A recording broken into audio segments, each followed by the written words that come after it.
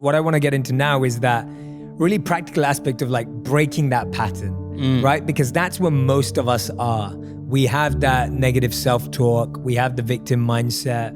We have the I'm busy, I've got too much going on, I'm overwhelmed, I'm experiencing anxiety, it's that person at work, it's my partner. Like we have that. That's reality of where we are today. Yeah. How do we break that pattern in a way that actually makes a difference and is easy enough as a starting point? Yeah, it's been said that you should meditate for 20 minutes a day. Unless you're really busy, then you should meditate for an hour a day. Yeah, I love that. That's why, by the way, that's why I meditate for 2 hours a day. Yeah. So look, I mean, information is what opens that door. I mean, if you think that your thoughts have something to do with your future, just from a theoretical standpoint, that your thoughts create your destiny, and you think 60 to 70,000 thoughts in one day, and 90% of those thoughts are the same thoughts as the day before, well, then your life isn't going to change very much as long as you're thinking the same way. And those same thoughts lead to the same choices. The same choices lead to the same behaviors. The same behaviors create the exact same experiences, and we anticipate the same feelings or emotions from those experiences, and those emotions are the payoff that drive our very same thoughts. Well, our biology, our neurocircuitry, our neurochemistry, our hormones, and even our gene expression will be equal to how we think, how we act, and how we feel. And how we think, how we act, and how we feel is called our personality. And our personality creates our personal reality. That's it. So the present personality who's listening to this show has created the present personal reality called their life. So if you can latch on to this idea, if you want to create a new life, a new personal reality, you got to change your personality, which means you better start thinking about what you've been thinking about and changing it. You begin to become conscious of your unconscious actions or habits or behaviors and modify them. And then we have to begin to look at the emotions that we live by every single day that keep us connected to the past and decide, do these emotions belong in our future? So most people are trying to create a new personal reality as the same personality, and it doesn't work. You literally have to become someone else. So the principle in neuroscience says that nerve cells that fire together wire together. You keep thinking the same way, making the same choices, demonstrating the same habits, creating the same experiences that stamp the same networks of neurons into the same patterns, all for the familiar feeling called you. And you do that for 10 years on end. You're going to begin to hardwire certain patterns in your brain that becomes your identity. And by the time we're 35 years old, it kind of becomes fixed, right? And psychology used to say that you can't change that, but we now know that you can. So then that kind of box in the brain, that is the habit of ourselves. We're 95% of the time running a series of programs. So then sitting and doing the work, we have to become disentangled from those programs. And so the moment you decide to do something differently or make a new choice, what most people don't want to face is that discomfort. And that discomfort, that uncertainty, that lack of predictability, that unknown is what people are afraid of, because they'd rather live in guilt. At least they can predict who they're going to be than take a chance in possibility. So when a person begins to understand this and you say, well, how long have you been this way? And they say, I've been like this for 35 years. And you say, why 35 years? Because 35 years ago, I had this one event. Well, the stronger the emotion you feel from the reaction from that event, the more altered you feel inside of you, the more the brain narrows its focus and freezes the image and takes a snapshot. And that's called a memory, right? So then forget the memory. Just overcome the emotion, because it's the emotion that keeps you anchored to the past. So that sounds really good theoretically, but when you step out into that unknown, into that void, the body really is in a habit. And when a habit is when the body becomes the mind. Or if you're thinking about that past event and it's producing an emotion, well, you need an image and a feeling to start the conditioning process. So the body's either conditioned into the familiar past, or it's hardwired in the predictable future because it wakes up every single day and runs through the same series of routine actions. So the present moment then becomes the unknown. When people start feeling that discomfort, Jay, they'd rather get on their cell phone and call someone, or get up and say, I can't meditate, or, I have too much to do. They excuse themselves. They return back into that familiar feeling because the body's actually telling the brain. A habit is when the body becomes the mind. So the body's stepping out into the unknown and says, ooh, I'd rather feel guilty. I'd rather feel unhappy than be in this discomfort. So then, at least then when they return back to that familiar feeling, then they feel safe. So they step out in the unknown and the body starts influencing the mind, saying you can start tomorrow. You're too busy. It's your mother's fault. It's your culture's fault. I don't have enough money. This isn't going to work. Those are the programs in there that are standing in the way between you and your future. So then nerve cells that no longer fire together no longer wire together. So the act of observing those states of mind and body means you're no longer the program. You're the consciousness observing that program. So then to meditate, it means to become familiar with. So as you become familiar with those thoughts, you become conscious of how you speak, you become aware of how you act, you notice how you're feeling. The more conscious you become of those unconscious programs, the less unconscious you'll go in your waking day. Why? Because it's not enough to just have a great meditation and get up and get on the freeway and get in traffic and getting stressed. You just return back to the old self again. Our job then is to sustain that modified state of mind and body the entire day. And if you can, get ready because something different or unusual is going to begin to happen in your life. And it will come as a coincidence or a synchronicity. And that's breadcrumbs from the divine saying you're on the path. Just keep doing it. There'll be another one. Just keep staying in that energy. And so teaching people then to understand that there's a formula that we now know, that if you apply that formula, you'll begin to see those changes. And now, as people are doing it more and more effectively, the results are going up as well. We just had Bond University. They just took a whole bunch of my brain scans from 10 years ago. Huge clinical study, a lot of analysis, and they're blown away by the speed in which the community can change brain heart coherence. They know how to do it. It's not something that's separate from them. They've practiced it enough times that they now know how to do it. So what's the significance of that? Well, really simple.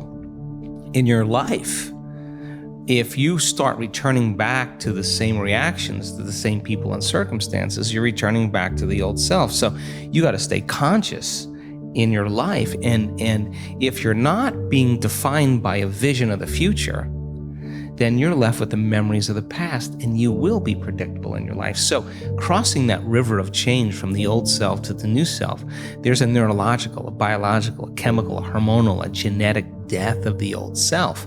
But if you teach people there's something on the other side, they won't give up on themselves. They'll keep going. So there's enough evidence to encourage people. And you can't tell me you're too old to do this work. You can't tell me you're too sick to do this work. You can't tell me you had a turbulent past, or that you're too overweight or too underweight or too out of shape, or you can't even tell me that you've never meditated before. In fact, some of our greatest scans are people who just have never meditated before, that are not trying to do anything. They just follow instructions. So our community now is beginning to understand that it is possible, and they go all in, not 50% in, not 60% in. If we do a week-long event, we got 1,000 people or 1,500 people, and they are all in. And that when they start getting beyond themselves, that first day or second day, once they start getting beyond themselves and that magic starts to happen, then I have no idea. I can't predict what's going to happen next. And it's usually pretty exciting. It's been said that when the pain of staying the same outweighs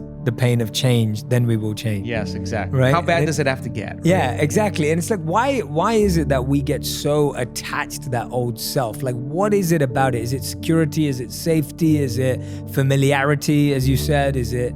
what is that keeps us so attached and so focused on something that we don't even like that much? I think we've been hypnotized and conditioned into becoming materialists.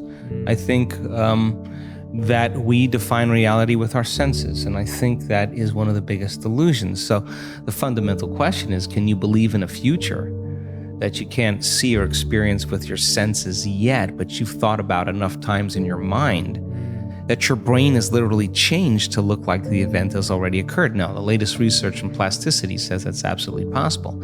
And can you select a new possibility in the quantum field and begin to emotionally embrace that future every single day to such a degree that your body, as the unconscious mind, the objective mind, does not know the difference between the experience in your life that's creating the emotion and the emotion that you're fabricating by thought alone, to the degree that you begin to signal new genes and new ways to change your body to look like the experience has already happened. Now, the latest research in epigenetics says it's absolutely possible. Now think about this.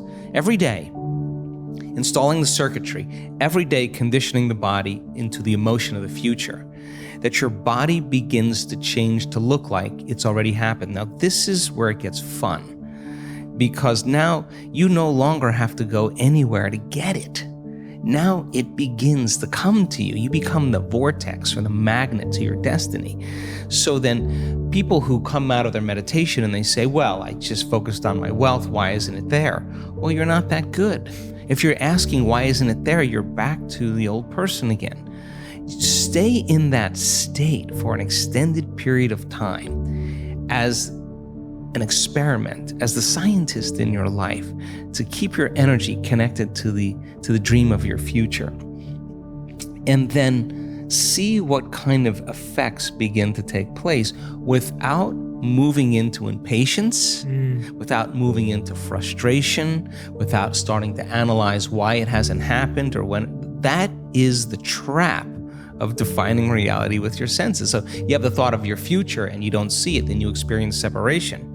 But people who are practicing this work, they have the thought of their future and they feel the emotion of their future. They're still connected to it, right? So that takes practice. And it's just learning, like hitting a golf ball, hitting a tennis ball, dancing the salsa, crocheting, whatever it is. You gotta start out staying real conscious and learning. Then you get good at it and it gets to be instrumental. It gets to be fun. And that's what I want for everybody, that the act of creation should be a blissful, playful, ecstatic, loose, free process. And so I love the idea of people taking time out of their lives to prove to themselves that if they're defined by the vision of the future, then they're not living by the memories of the past. And that's where the unknown exists. So many people, the unknown is a scary place. So they don't see that future because they're used to seeing that future with evidence, with their senses.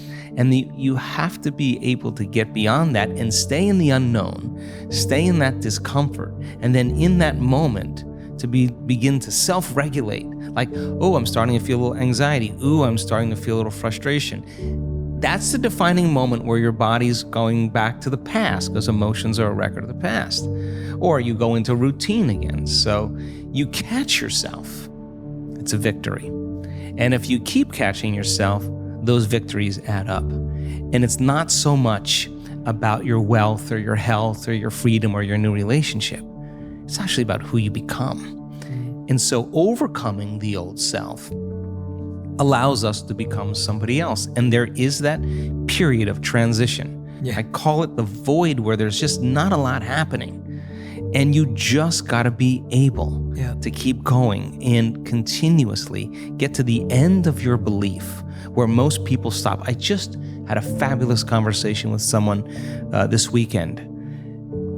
Broke through to the other side, and now there's so much magic happening around this person. But she's worthy now to receive it. And that is the key, because the universe only gives us what we think we're worthy of receiving. So we got to become initiated into this and understand that thousands of years of programming that says that we have to change things matter to matter, in three-dimensional reality. And it will take time, but to begin to connect to that resource called the quantum field and create from the field instead of from matter, there's a lot of unlearning that has to go on. Absolutely. And when you're catching yourself, what are you doing? Are you writing that down? Are you noting that down? Are you making a mental note? Like, practically, what is someone having to do to, once they catch it, then how do you deal with that emotion and anxiety in the moment that feels so heavy, that feels so real and trapping? And like you said, I was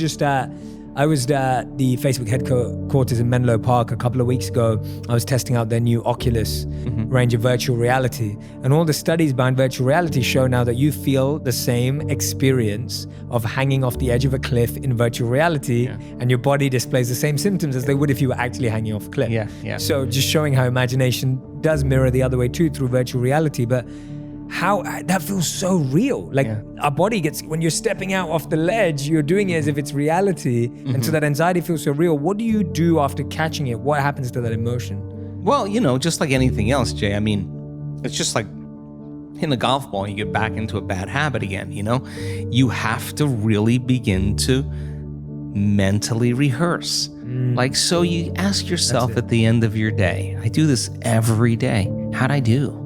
How'd I do today, bro? How'd you do? Did you do good? Where'd you fall from grace? What was it that caused you to go unconscious for the rest of the day? Like, what was that moment? Now, if you're a student of life, you'll begin to contemplate, well, it was that person that said that thing, then I reacted, or I got this email, or things didn't go my way, and I started feeling angry or frustrated or fearful. The next time that happens, how could I evolve my experience? Now, you may have to search for some answers of the best model to build, or you may actually have a long contemplation and start to go, God, the next time that happens, I think I'm going to do this, or I'm going to do that, or I'm going to plan my behaviors. And the act of closing your eyes and rehearsing what you're going to do begins to install the neurological hardware in your brain to look like you already did it. Now the brain is no longer a record of the past. Now it's a map to the future. And if you keep installing that hardware, the hardware will become a software program, which means you'll just start acting like a happy person. Why? There's no magic there. You installed the circuitry. So that's more important than the news. Right. It's more important than answering any email or any text. It's more important than talking about your past or some dinner. If you can begin to just think about how you're going to do it differently, that's the building process neurologically already. So now you have to get conscious in order to do that. And it takes some time. That means you got to shut your cell phone off. You got to close your door. You got to take a break from everything out there and begin to practice. And so by experience then, you start noticing, oh, here it comes the frustration, or here comes the fear. And now we've given people the tools to be able to self-regulate, to create brain and heart coherence. And so you see people say, excuse me 1 minute, I just need a minute. They take some breaths, they get back in, they connect to the energy of their future. This is incidental compared to where they're going. So they don't fall from grace. They don't allow their energy to drop. And so, in the beginning, it takes a lot, because it takes a lot of energy and awareness to stay conscious and not go unconscious. But if you're persistent and you're determined and you're sincere, you begin to figure it out. You begin to say, I am not going to give my power away to that person or that circumstance when I can use it to heal or to create a new future. And so people then won't excuse themselves and say, I had a hard day yesterday, I had a fight with my coworker or my ex, and I don't feel like doing the work. Well, that's the time to get back on the horse. Yeah. Because it's all of those times that we self-correct. Those are the most valuable moments to us. People who have had profoundly transcendental experiences where we say, got lit up, they connected, and their brain goes into very, very high coherent states and super gamma patterns that are way outside of normal, and they have a transcendental download or connection that's mystical. They look back at their entire life. They don't want to change one thing in their past because it got them to that moment. That's the moment the past no longer exists. Now, by the same means, they look back at their past and they see all those tough moments where they overcame themselves and they fall in love with that person. They don't look at the good meditations or the things that went well. They know that it was those moments that got them to this moment. And I think then that's when they begin to understand that all of the hard work, all the effort in who we become makes, no one can take that away from us. So then once we arrive at that level and we experience whatever the dream is or whatever we create, the next thing is do it until you fully enjoy it. And then when it gets boring or predictable, let's go again. Let's do something else. Yeah. And I think that's evolution. If you want even more videos just like this one, click on the boxes over here. And if you want to continue seeing these kinds of stories, you can subscribe by clicking the link right here. And what I'm here to tell people is high performers reset every hour. It's crazy, every hour. Figure out the questions you're gonna ask to evaluate your life. Mine were, did I live, did I love, did I matter? Yours might be, was I a great brother? Was I a great mom? Did I build a movement? Everyone's gonna evaluate it differently. I don't have the answer for anybody. I don't know their purpose, but I say, just think. If you're 90 on the rocking chair, or you're 105 on the rocking chair, or you're 200 in the hospice, however old you are, if you have a moment of cognition, you're evaluating life, how do you know if you lived a good one? Now wake up every day with the intention to do that. Live good, so you're happy with the answers at the end. And today's guest is none other than Brendon Burchard. Now, I know a lot of you are going to be excited for this episode. Brendon is one of the top coaches in the world, an incredible speaker, an incredible author. But most importantly, I want to share something with you. I was just telling him literally 2 seconds ago, when I joined social media in 2014, not as a creator, but as a user, I was always looking for people who were doing good on social media because I wanted to follow people that were empowering. And I could pretty much, on Facebook Memories on this day, you can type it in, I could pretty much find at least one Brendon quote per day that I used to share with whoever used to follow me at that time. And I think my post at that time used to get 2 to 4 likes. So Brendon, I'll take credit for the 2 to 4 people. But honestly, it was just his work was so refreshing to me. And the posts that he was writing were so sincere and so genuine. And when I had the opportunity to meet Brendon, I think it was late last year or earlier this year when we had the opportunity to connect, I waited around after a keynote I was giving because I really wanted to meet him because I was just so impressed by what he had done, but more importantly, the way in which he did it. And he's just not disappointed. He's been really kind, really supportive, and someone who's really been there for me in this journey as well. So I want you to open up your minds, but also open up your hearts to a very, very special human being. Brendon, welcome to the show. Thank you for being here. Man, I love it. I mean it, every single word that I've just said. Thank you. And I wanted you to hear it from my mouth. And for this, I'm just going to go for the audio. Brendon Burchard is a highly recognized as the world's leading high-performance coach. He's a magnificent writer, public speaker, and his books have been on plenty bestseller lists, including the New York Times, Wall Street Journal, and more. He's coached and worked with everyone, ranging from CEOs of massive companies to celebrities. Brendon's personal development trainings have more than 300 million views. Over 2 million students have completed his online courses and video series. Oprah.com named him one of the most successful online trainers in history. And he's also had 28 7-figure online launches. His list of accomplishments goes on and on and on. But the most important thing is he's a true man of service and living an incredible life trying to help others. Brendon, thank you. Thank you, brother. Man, Thank you. I appreciate that. No, I mean it. You're truly, I think we always have this feeling of you want to meet people, and I'm sure you had them too. And you're always hoping that when you meet someone, they don't let you down. Yes. Right? Yes. And I'm an optimistic person. So when I meet someone that I've been aspiring to meet, I'm always hoping that they're going to blow me away even more. That's my hope. And when I met you, it felt that way. So I just want to say thank you. Thank you. You too. Yeah. You too. It was so funny because we were running in so many similar circles, and our friends were like, hey, you guys don't know each other? You should meet up. And thank you. Shout out to Lewis for introducing us and making sure that connection happened.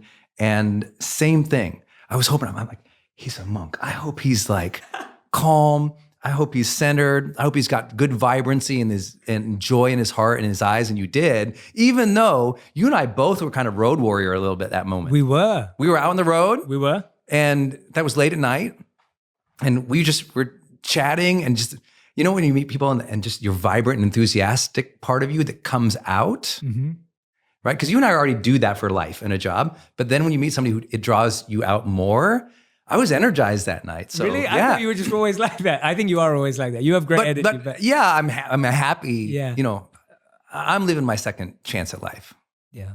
So for me, you know, after a big car accident when I was younger, every day is like bonus day. So I'm already reverence for life. I'm happy go lucky. But there are people who have an aura and a vibrancy, and everyone listening, they know that. There's those times, there's just some people who you're around, it kind of makes you pop and come alive and you smile a little more, and you were that. And I was like, oh, that's what I wanted from meeting Jay Shetty. I wanted to be like that, and you were. So thank you, man. Let's actually start there. I wasn't going to start there, but now that you've mentioned it, I want to start there. I want my audience to hear that story from you. Yeah. Because I think that everyone's either had one of those moments or they're going to have one of those moments. Yeah. And I want everyone who's listening and watching right now to either be prepared if they're about to have one, or maybe not even wait for that to happen. yeah. And for those who have had it, to really use it to their advantage. So let's start with that accident that changed your mindset, that changed the urgency of life for you. Yeah. I'll give the takeaway because it's Sure. a little bit of a long story. I know but, it is. You know, the takeaway is at the end of our lives, if we have a moment of cognition, we're going to lay there in bed and we're going to ask questions about our life to evaluate whether or not we were happy with it.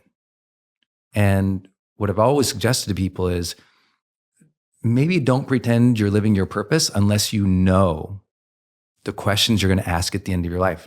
How do you evaluate it? Because otherwise you're just kind of living randomly. But when you know, oh, I'm going to evaluate my life this way at the very end, now every day you can wake up with intention. Now every day you get to wake up with purpose, which is why I love the name of your show, because that's my thing too. It's like this deep connection to some type of purpose so that at the end of our life, we're happy. There's no regrets. There's no sadness. There's no, oh my gosh, why was I this way? Or why did I wait to do that? And my unique story is that I got that gift at 19 years old. The story is my girlfriend and I from high school, we were high school sweethearts, and like the super annoying kind, you know, like we became like high school sweethearts, and we were the make out at the locker and, you know, you ever have that couple who stops hanging out with their friends because they get so much lovey-dovey? That was us. We just so fell in love with each other. We stopped hanging out with friends, stopped doing anything else, fell in love. She wanted to go to college. I was just going to do like landscaping. I mean, I was going to do like art projects on this. I didn't have a real ambition to go to college yet. We went to college together, shared a U-Haul on the way over, lived in the same dorms, signed up for the same classes, had the same friends, like the whole 9 yards. Like literally our life was completely intertwined. And then at the end of that, or in that first semester of school, she discovered beer and other men and cheated on me. Wow. And I don't know if you've ever been this way, but when your whole identity is wrapped up in a relationship and then the relationship falls apart, you fall apart. 100%. That's what happened. I fell apart.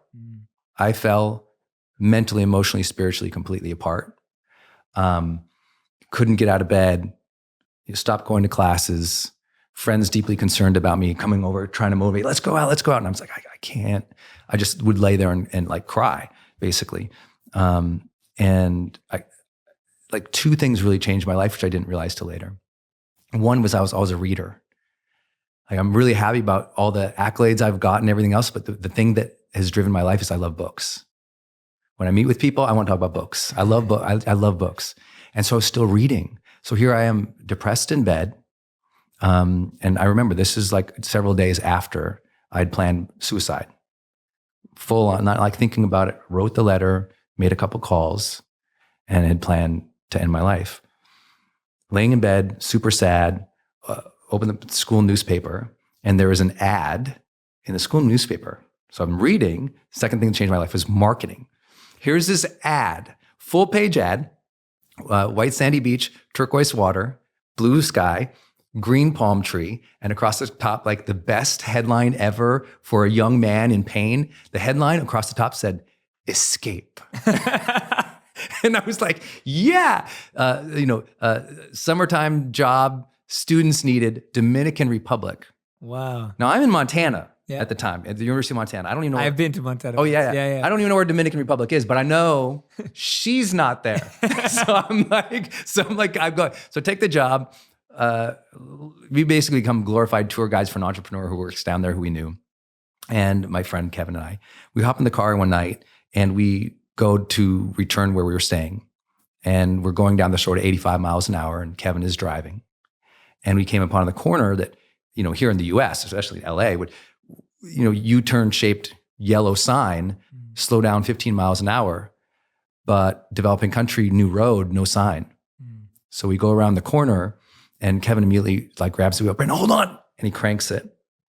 And I didn't know then was it what happened was emotional, spiritual, mental, make believe, who knows in my mind of what happened in the next couple of minutes. But when you're sliding in death's doorway, you have questions about life. And it comes through as a feeling. Because at first it's that brace, that terror in a car accident, there's a piece of that. If you ever think you don't want to die. And if you've ever been in a car accident, that weird slow motion thing happens. So that's why I said, I don't know where it was, because it's this super slow motion. And I felt this brace and I really felt and sensed this, did I live? Did I live my life? Later I can think about because of course we want to know, did we live vibrant and free and a lot, our life? But at that point, I'd lived her life. I'd lived my parents' and professors' lives. And I really hadn't been living, I'd been thinking about taking my life. We went to, the car slid sideways off the road and we hit this little retainer wall and it popped us up into the air and I hit the side of my head. And I started seeing all these images of these times in my life when I was surrounded by people that I loved. And it was these scenes, these just beautiful. It wasn't omniscient. It wasn't a near-death experience per se. It was just these beautiful scenes when I could see family members and everybody else. And because at the end of your life, you think about who you're going to miss and who's going to miss you, which triggers this other question of, did I love? And, you talk about it too. We want to know that we really love fully and completely and free, not from terror or fear or need. I hadn't loved. My heart had been shut down. And I always say to people, it's you have to be careful we've been hurt, because we build up these walls to protect ourselves. We put on the mask or we get, serious and stiff. But when you build up that wall to keep out the bad guys, you also block out the good guys. Mm. And in our own self-protection, we block out the very things we really desperately desire, which is connection. Car hit the ground, rolled several times. I got knocked out completely. When I came to, Kevin is next to me in the driver's seat, screaming at the top of his, just terrified. His eyes are wild like an animal, and a huge chunk of his head is open. And there's just blood everywhere. This fear is what's going on? But I'm in shock. He crawls outside the driver's side window. I go to get outside mine, but I can't. The car is smashed on me. And all I have is this hole that used to be in the windshield. I push myself through and I stand up on the hood of the car. He's screaming, but I'm in this thud hollow. I don't know how to describe the shock. And I looked down and I saw on my body, I'm covered in blood. And this just terror hits me. Remember, at 19. And I feel life draining, literally physically out of me. And I just remember life feeling like it's draining away. And I just remember looking at my feet, which was covered in blood. And I just thought, did I even matter? Did I even make a difference? Was there a reason I was here? And oh man, it was the worst because I didn't feel like I did. And then I looked down and the blood was going off the hood of the car and there was a glint, there was a sparkle in the blood. And I didn't know what it was. It was a reflection, so it made me look up. And there was this bright, big, beautiful moon that night that I didn't even see earlier. And it was like this arresting connection. I just felt this connection and I felt like, it was almost an immediate sense of grace. I was like, I'm going to be okay. Mm. I almost felt like I was told I was going to be okay. And so I call that my life's golden ticket moment, because I felt like the big guy upstairs, because I believe in God, reached down and handed me life's golden ticket. Here you go, kid. You're still alive. You can still love. You can still matter. But now the clock is ticking. You lucky young man, you're still alive.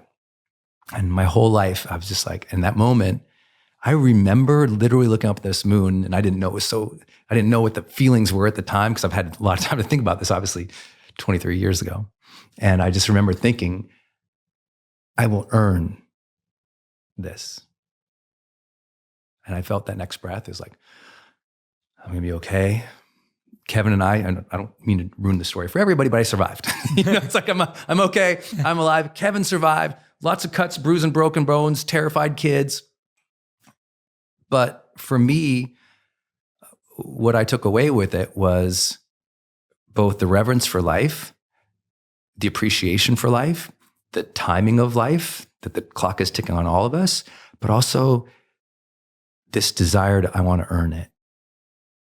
Like, I felt so blessed. I felt like I got away with it. You know what I mean? Like, how did I skirt death? I want to earn this. So in the hospital later, I was thinking about those feelings, and I was like, oh, wow. I kind of asked myself, did I live? Did I love? And did I matter? And it really hit me. I thought, that's a gift right there. Those are the questions I'm going to ask if I'm ever going to die. Did I really live my life? Did I love others? And did I make a difference? Did I matter? And so I decided, remember, I'm 19.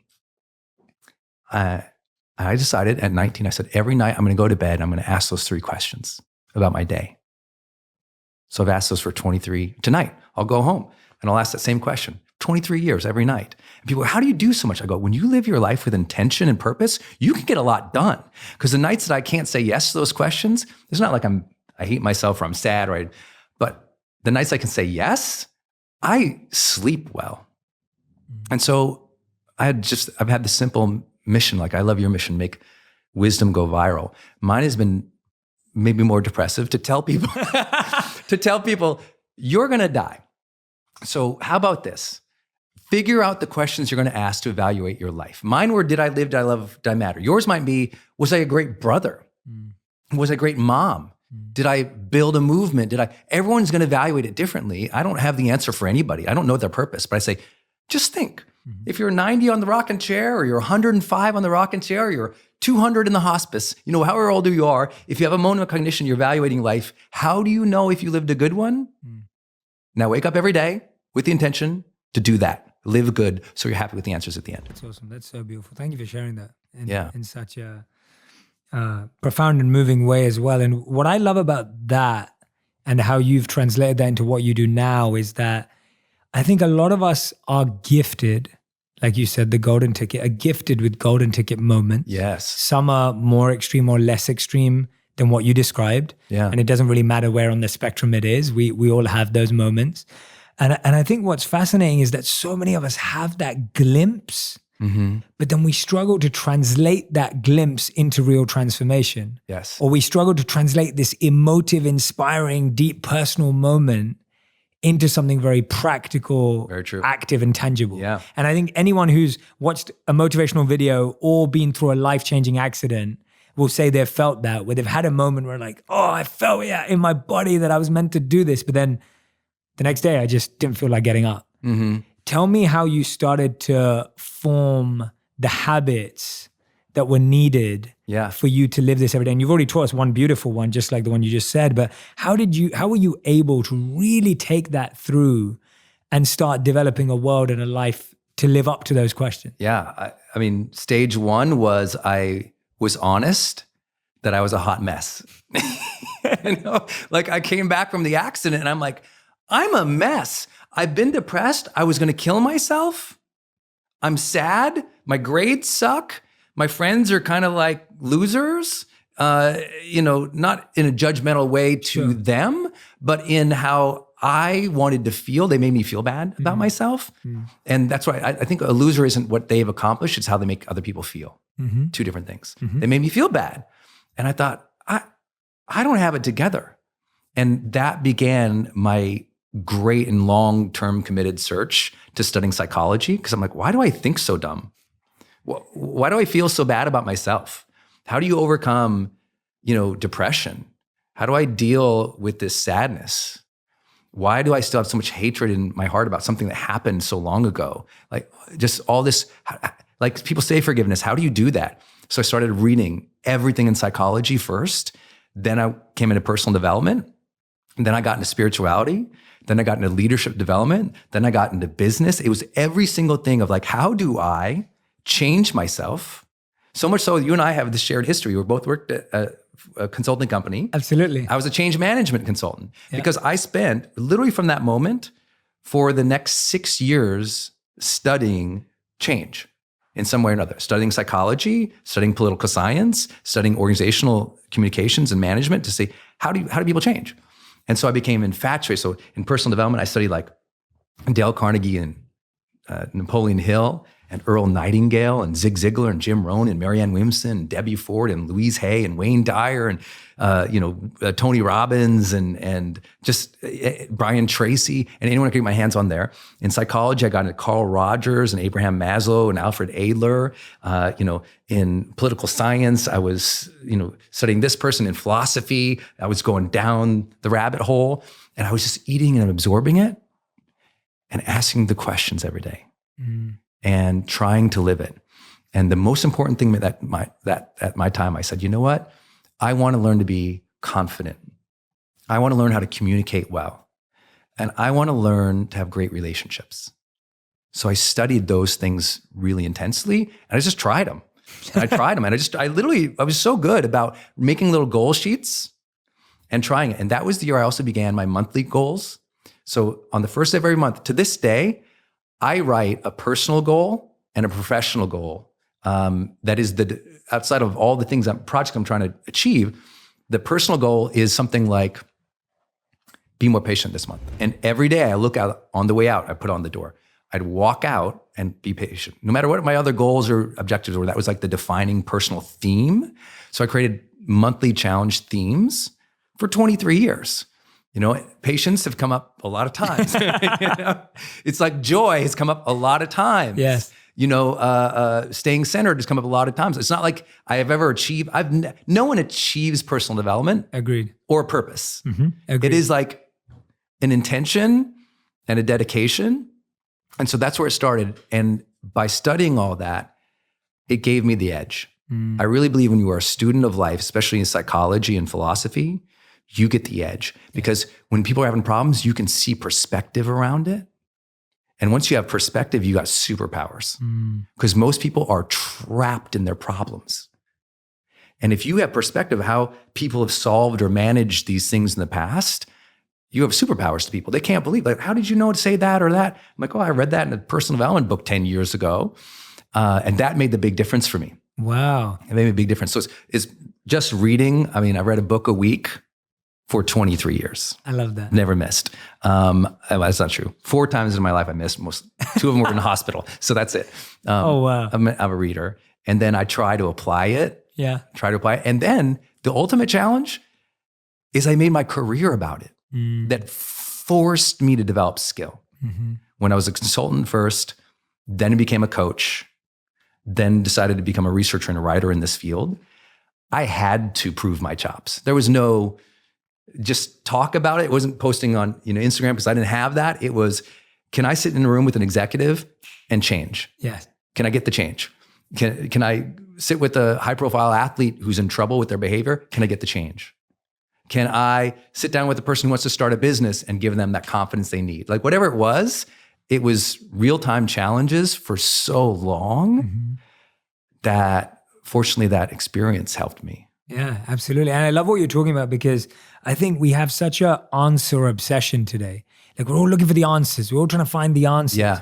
And actually what you're saying is the emphasis should be on the questions, finding the right questions to ask. That's it. And then finding where to find the answers to those questions, which led you into psychology and led you into political science and led you into philosophy and led you to all these places. Yes. Because you were asking the right questions. Yeah. And I think there's such an answer obsession today we want the answer. We want to know how this works and why it works. But we've just got to go deeper into asking that question more sincerely, more genuinely. And so much more comes from that because you just feel inspired by that question. And what you mean by student of life, like when you're a student of life, it means you're questioning. That's it. Right? That's what it means. Like what else does it mean? Talk about questioning. Like I had been doing seminars and coaching for 6-7 years at a really high level. But I was wondering, I'm like, is my stuff right? Is it true? Am I one of these guys who just talk? Like, let me super test it. So we did research. I teamed up with a researcher from University of Pennsylvania's positive psychology department and researchers at UC Santa Barbara. We conducted the world's largest study of high performers of all time. Like no other study has been this big, this comprehensive, this deep dive. 190 countries? 190 countries. Yeah. I mean, millions of data points. And the reason, because no one would spend the money on it, I was like, I'll kick this. Let's figure this out because I want to know that what I'm doing is precise and academically validated. But I only bring that up because the first habit that we discovered of high performers worldwide, and high performers tend to be the top 15% of successful people in whatever field that is. And usually, and that's the broad 190 countries. In the US, it's the top 3%. Hands down, the habit that really changed their trajectory was this habit called seek clarity. Notice it doesn't say get clarity. Yeah. High performers seek clarity. I'll give you an example. Yeah, please. Like with Oprah. I've had the blessing of working with Oprah. If you have a meeting with Oprah, when she walks in that meeting, her first thing she asks is, what's our intention for this meeting? Now, lots of executives walk in meetings, they just start the meetings. She's seeking clarity of what is this about. And you take an underperformer in the work world or at your job, they just bumble in and they're like, okay, let's just do it. High performers go, what is this about? Where does it fit in? What's the priority? They're asking themselves questions constantly and not questions of self-doubt, questions of clarity. Like, who could I be? What's my best self look in this situation? That's a question high performers ask. They want to know, how can I be of most service in this situation? A lot of people just go through the motions. High performers seek clarity. They ask the questions. And because they get clarity and seek clarity throughout the process, they get ahead faster. Because a lot of people and they're good, but a lot of people are just blunt force workers. They'll just go and do it. And they'll just apply force and will and hope and fire and hours at something. But often they're running in the wrong direction. Yeah, absolutely. High performers, it's like in directions. Some people will drive for 50 minutes. Other people will pull aside in 5 and go, hey, where do I go? That's the high performer, and they're going to get there faster and succeed in life. That's seeking clarity. And that sometimes feels scarier to do because you have to open up yourself to vulnerability, not knowing. You feel like you're not intelligent now, or the other person may perceive you as different. Like how do you break that barrier of like being okay with saying, I don't know and I want to find out? How do you break that? Because I think for so many people, even raising their hand at an event or going up and really asking a question. I used to say to people all the time, I was like, when you see someone you admire, stop asking for a picture, ask for a question. It's like, ooh, I love that. You know what I mean? Like, because you get asked for pictures all the time. And I'm like, why? If you had a moment, like, let's just imagine, let's take Oprah. You have a moment with Oprah. Are you going to ask a picture or are you going to ask for a question? Yeah. It's like, it's that there. And if I meet you, it's like, going to ask for a picture or am I going to ask Brendan for a question? Yeah. You've studied 190 countries and the top performers. Yeah. I'm hoping I would ask you a question. Yeah. And I think, so how do you get there? How do you get to a point where you wire your brain in such a way that you break the fear of, I'm scared of looking silly. I'm scared of looking stupid. I'm scared of looking like I don't know. And actually recognizing that's a strength.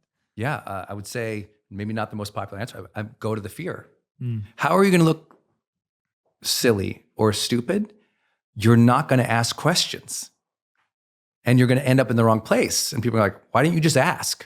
Like, follow the fear. If the fear says, I'm scared, I'm going to look stupid by asking questions, like, well, let's flip that. Because if you don't ask questions, you're definitely going to look stupid. You're definitely going to end up in the wrong place. Yeah. You're definitely, you're manifesting the very thing you fear by not doing the thing that you're scared and being, you don't want to be vulnerable about. Yeah. So I think first, I'm always a guy, I'm like, pay attention to the research. If the research clearly says, like I'm a little bit scientific in my mind too. that way. I'm Yeah. if the research says clearly across 190 countries and some of the most successful people on the planet, they ask more questions and they're intentional and thoughtful about that, then start monitoring your questions. Because what most people will do, and you know this, a lot of their questions are horrible. Why do I suck? Why don't I fit in? Why don't I have what she has? What's wrong with me? Yeah. This is what people do ask. Right. If people listen to their thoughts, a lot of their thoughts are negative questions. What's wrong with me? Yeah, wow. So you're already asking questions. It's just the quality of your questions are probably pretty low grade. So now we need to first more actively seek and ask questions, be vulnerable about it, pay attention to the quality of questions you're already asking. And what we found in the research, which was really easy for people if they want to draw the circle out or draw these circles out. It's specifically, we went to the research and I interviewed 300 of the top high performers in the world, not for a podcast, but like in real, like structured academic style. And here's what they tend to be more clear about. They are more clear about self, social, skill, and service. And here's the breakdown of that. Self is they have an intention of who they want to be. And they're clear about that. Like, if you could describe your ideal self, we did this in the research, it's actually on video, it's interesting. If you ask an underperformer or a high performer on video, could you describe your ideal self? Drop 3 or 4 words to describe your ideal self. High performers, bop, bop, bop. The answers like fall right out of their mouth. Underperformers, like, it's almost like they never thought about it. Yeah. So they didn't have the intention about who they wanted to be. So what I have people do is in their phone, I have them program their alarm to describe their best self in 3 words and make that alarm pop up throughout the day. So you're walking, because you always look at your phone when it buzzes. It buzzes the alarm and it says bold, dynamic, confident. Great, it says that over and over. Or kind, loving, thoughtful, or generous, empathetic, whatever. When that pops up over and over and over, it starts to set the intention in the mind a little bit. That's why people should use affirmations too. On the social side, they were incredibly intentional about how they wanted other people to feel. Yes. You and I just talked about this out there about what I love about you is you want people to feel like they are your friend and you want to feel like a friend to them. That's a social intention. You're clear about that. And you even said when you got clear about that, something changed for you. Yeah, massive. It was huge. And I think what I love about what you're sharing right now is this, we always get lost in the confusion of who we are, even at the most basic things. Yes. So what I say to people, like, how many times have you ever stayed up and struggled to find something to watch on Netflix? Now, it sounds like a stupid example, but my point is, I'm guessing a high performer knows exactly what type of movies they like. That's right. They know what type of food they like in the morning for breakfast, lunch, and dinner. And when you ask people, they'll say, oh, no, but I like being spontaneous. And often I think that answer means I don't know, or I don't really think about these things. Yes. And so like, if you ask a high performer, what kind of movies do you like? They'll be able to say, these are my favorite movies. Yeah. I found that when I could have more self-awareness about what movies I like, I had more self-awareness about how I wanted to be in social situations. Yes. And self. Yes. And I think it starts with the small things and the big things. Yeah, right. Everything from what you want to eat for breakfast all the way through to how are you going to serve and impact the world. This is a superpower you have because you meditate, because you journal, you write, you reflect. That reflective process of our lives has gotten kind of stolen away by the distractions. So people don't know. And you could see in video, they're like, they don't know. The other element is skill. So they, like a high performer, you say, what's 2 or 3 skills you're working on in your life right now that you're actively learning or training on? They're like, bop, bop, bop. Underperformers like, I don't know. Like they're almost hoping to get better. And you're like, oh no, you need to decide. These are skills. Like for me, I sucked on video. Sucked. It's hard to believe it now. No, I got my video guy, Travis, here, right here. He can tell you 10 years ago, I was kind of horrible. Really, Like, Travis? yes. Oh, wow. It was a nod, everyone. It was a nod. And I couldn't believe it. It was awful. I mean, even before him, I had you remember flip video cameras? Yeah, I No one knows remember. what I'm talking about. Oh, yeah. Okay. No, I remember. The flip video camera, it was like just a stick and it had a button on it. And I was broke living in an apartment at the time and I duct tape it around this box and press the button. And I had my shirt was all open and my hair was like all over. And I was like, I'm Brendan. Because I didn't know how to talk to camera. I didn't know how to be myself yet. Video was really awkward for me. Yeah, absolutely. I like in all the personality tests, believe it or not, I'm half introvert, I'm right down the line between introvert and extrovert. So I need my personal time. So camera was super awkward for me. And I was like, okay, but if I want to change the world, guess what is necessary? Communication skills. I'm going to have to learn that. I wasn't raised in a place, I was raised in Montana, where men didn't really communicate. Except with looks, glances, and fists, So it was like, if a guy lifted, it wasn't like we're gesturing right now. Yeah. Where I'm from, if their hand came up, you were getting punched in the face, man. That was it. Oh, wow. So I had to learn emotional intelligence. That's a skill. So communication, emotional intelligence. When I got into our business, I had to learn copywriting. I didn't know what that was. Email marketing, I didn't know that. I had to learn coding. None of that, I knew what it was, but I was always confident. And I think real confidence is your belief in your ability to figure things out. I believe in my ability to figure things out. Give me enough time, energy, resources, study, books, mentors. I will figure out. You want me to go to the moon? I'll figure it out. Even though I have no idea today, I can learn and get mentors. So that's a deep part of my life. High performers have that. They just believe they'll figure things out. That confidence is what ties a lot of their habits and their abilities together. So skill set. Oh, I better learn copywriting and video. So I practiced video a bajillion times. I forced myself to do it a bajillion times. And now I have 28 online courses, and Travis has been there. I shoot all of them extemp. Literally, I'll do a 2-hour video with the flip chart, 5 words on a page, and I don't need a script or anything. Going from a kid who was like, couldn't get it out, to just flowing. Do 4-day seminars by myself for 10 hours a day on stage speaking. Artists lose their voice sometimes singing for 3 hours. I go 10 hours a day for 4 days. I had to learn vocal control. I had no idea how to do that. That was a skill. But that's the important thing. Everyone listening, please write down, what are the top skills you would need to master to succeed in your purpose, in your life, in your career. And the last element there was service. Yeah. High performers, they kind of know the service they want to bring to the world. That's why I was like, Jay's going to smash this. Because, you were so humble. You're like, I've only been doing this X amount of time, Brendan. But you already knew you wanted to make wisdom go viral. And you knew what was true to you.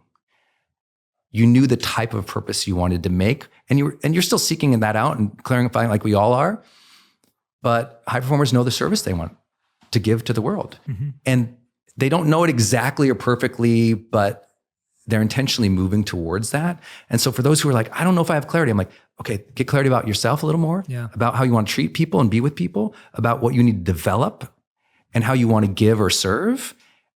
And if you focus on that, like every day, every week, you're conscious of those 4 things. One day, you're just so much more confident and clear. Absolutely. Yeah. And what I love about that is just this, sometimes it's just what you're fascinated with right now. That's right. Because I think sometimes we make it too big and we're like, oh, well, what's my big purpose or what's my big service to the world? And it's like, well, what moves you right now? Like, what are you interested in right now? Mine was totally the opposite way. I grew up as a really shy kid. I'm right down the middle of introvert and extrovert too. And my parents forced me to go to public speaking and drama school when I was 14 years old. Oh my God. Because they were scared that I was too shy and I was too much of an introvert and I didn't know how to communicate. So my parents forced me to go from my school. It's an extracurricular activity. I went 3 times a week, 3 hours every week from ages 14 to 18. Wow. The practice, the exams, like we were examined on reading a paragraph from a book with tonality and being able to bring a story to life just through words and visuals. And then being able to, there was this thing called impromptu presentations where you got a subject 5 minutes before you had to go in and talk about it. Love that. And you'd be able to talk about it and you couldn't say anything that wasn't true. So you had to make sure that it was all factual and whatever you did research in those 5 to 10, 15 minutes was right. And I remember doing that and I get to the end of that and I was like, oh, well, I've got this skill now, but I don't know what to use it for because that's basically what I was like at 18. I was like, oh, so I've learned how to do public speaking. I'm now 4 years into my London Academy of Music, Drama and Arts, and I've got, a gold medal in this. But I was like, what do I do with this? Because I had nothing to talk about. And then when I started studying philosophy from the Eastern perspective of the Vedas and the Bhagavad Gita, I was like, oh, this is what I was meant to learn it for. Wow. Like it almost like I had a skill with no service. Sure. And I don't want, that's what I'm saying, that if you're listening to this right now and you have a skill with no service, don't worry. Or if you have a service with no skill, don't worry. That's right. Just go and find the missing piece of the jigsaw you just gave us. Yes. This 4-piece jigsaw you just gave us. Chances are you probably have one of them. Yeah. And then you can go and build the other 3. But don't worry about having all of them now. Right. And right? I think, I love that. Yeah. I love that. And you followed those interests and developed them or developed skills without even knowing how. So many people want the path to be completely clear now. And you and I were just talking about this. Is like, you have to have faith in the timing of the path. You have to believe that serendipity will appear when it's supposed to appear, that purpose will reveal itself sometimes in one battle and sometimes in another battle, sometimes in this game or this thought or that activity. And, I think people stress way too much about getting clarity. And that's why I love the phrase seeking clarity, which came from research. No, they're actively seeking. It's not like a 60-year-old high performer has everything figured out more than a 30-year-old high performer. By definition, what's making them high performers, they're both still seeking to dial it in. Like you and I are going to be dialing it in our whole lives. Sometimes it'll be a shift. Sometimes it'll be a total break. But that doesn't stop for anybody. No. It just doesn't. Yeah, I love that. I love that differentiation between getting and seeking clarity. The other thing that fascinates me that you've written about high performers is this strive for perfection, where high performers can often be hard on themselves. Yes. And I'd love to hear your perspective on this. It's this difference between the pressure that we place on ourselves versus complacency. Yeah. Because I think right now we're hearing a bit of both out there on social media and everywhere. And a lot of people are confused. It's like, do I really go hard on myself? And am I really disciplined? And am I really harsh to myself? Or actually, do I just let it go and just let it flow and let it happen? And, I want to hear what your research on the high performer said when it came to perfection versus progress. Yeah. There's no question they're more into progress than perfection. There's no question. There's like zero question that they are working on the things that move the needle in their life. So they're focused on the things that matter most. So they're good at wheeling out distractions. But what I always tell people is like, if you think you're a perfectionist, you're probably lying. And the reason that is, and that people hate when I say that, but if you look it up in the book, in the dictionary, it's like perfection. Like if you actually look up perfection or to perfect, it comes from that root word to perfect.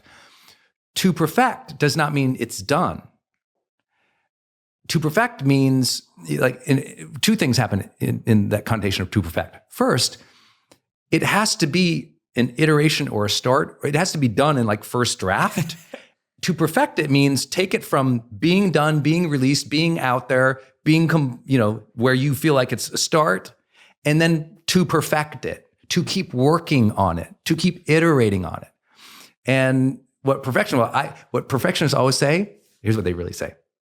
Well, I haven't started yet because I'm a perfectionist and I'm only going to do it if I can get it completely right. No, you're lying. There's a difference between perfecting and being fearful. Yes. And what most perfectionists are is they're scared. They're scared to start and scared not to get it right. So they don't even begin. Yeah. A real perfectionist is so in friggin' motion. They're perfecting, they're beating it up, they're iterating, they're dialing it in, and they are active at it. To perfect requires an active improvement. And most people who say they're perfectionists are actually dead stop fear. Yeah. And so I'm just like, be clear about where you're at. Yeah, absolutely. No, I think that's great advice. I love that advice because I've always had a rule since I started that all my videos are 70% complete. So that's my rule. Yes. It's 70%. That's all you're getting. Yeah. There's words that I say wrong. There's fumbles. There may be a few mistakes here and there. The editing may be slight. But it's like my rule was 70% because that journey from 70 or 75 to 99 could take decades. Yeah. Like you can never, I would never release something. And I remember in 2016, after my first ever video, one of my first videos that went viral, I actually got so scared because it was almost like, I have to live up to that now. So I remember not creating. Yeah. And so I went from creating one video a week to creating one video a month. And guess what? I learned less. I was engaging less to connect with my audience, to understand what they needed and what I was giving. Yeah. And I was trying less ideas, which meant that I wasn't learning. You weren't learning as much. I wasn't growing at all. I wasn't progressing. And the world was being taken from getting more beauty from you. Which came from a place of not thinking like that, which came from a place of not trying to be perfect. Exactly. The original video that did well came from a genuine place of just wanting to serve and trying to figure it out. And then all of a sudden, we're not serving anymore. So good. And so I was like, okay, this doesn't make any sense.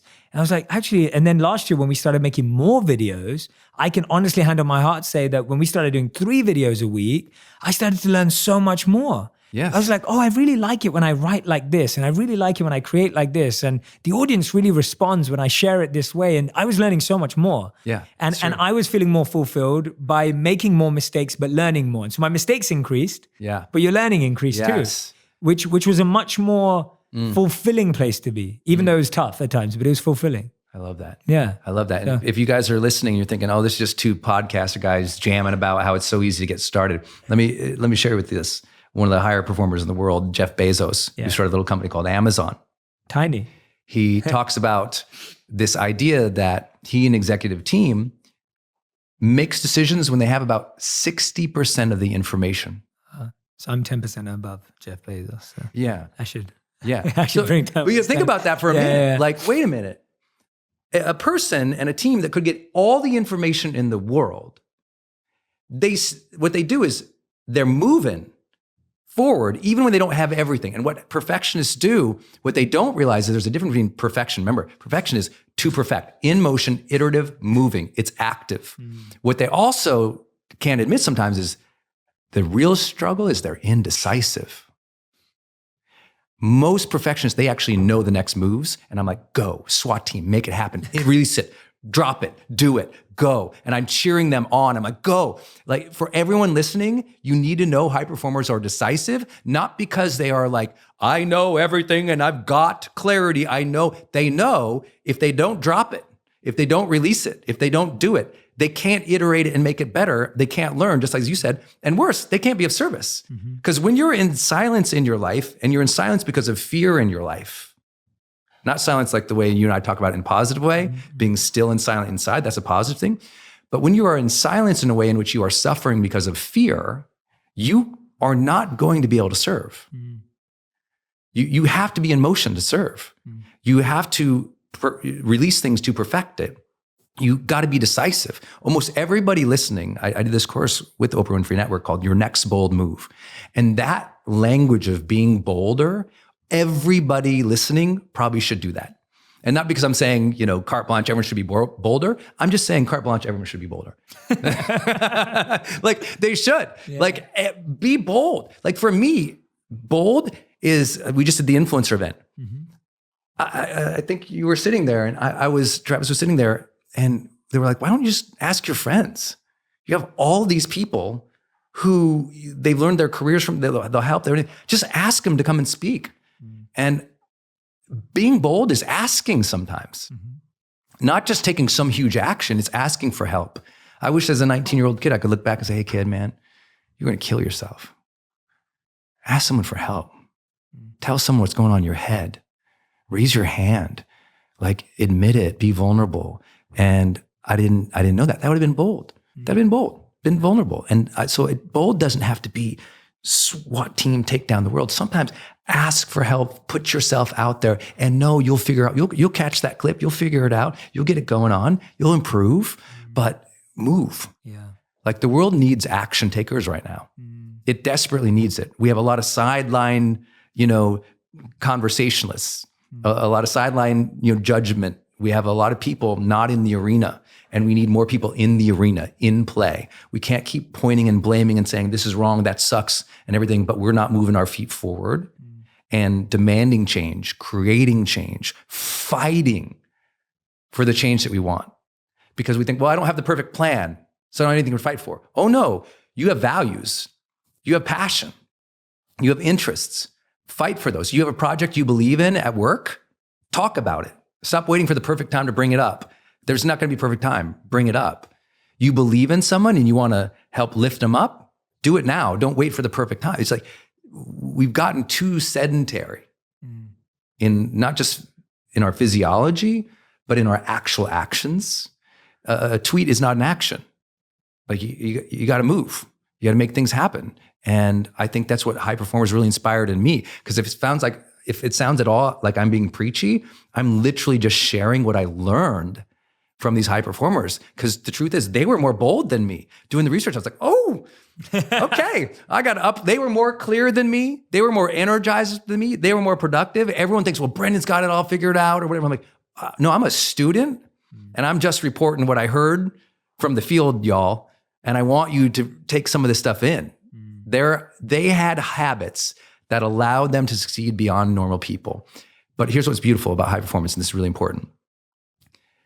There's success, but in the way we measured high performance means you succeed beyond standard norms over the long term while maintaining well-being and positive relationships. That's the hardest part. That's the hardest part. That's why I love your podcast. Because so much of what you come back to is relationships. But high performers don't burn out relationships. They don't take people for granted. In fact, it's like Booker T. Washington taught us, there's two ways to exert strength. One is pushing down, the other is pulling up. And high performers, they're the pulling up kind. That's why high performers also don't report being lonely at the top. One of my mentors, Brian Tracy, said, if you're lonely at the top, you did it wrong.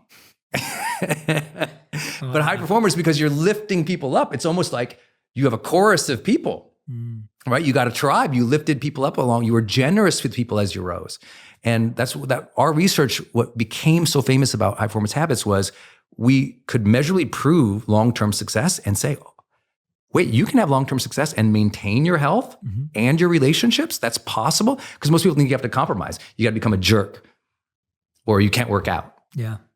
That's or not you true. can't be married, or you can't have a long-term relationship. Or you can't have kids. Yeah. Or you tell all these stupid stories.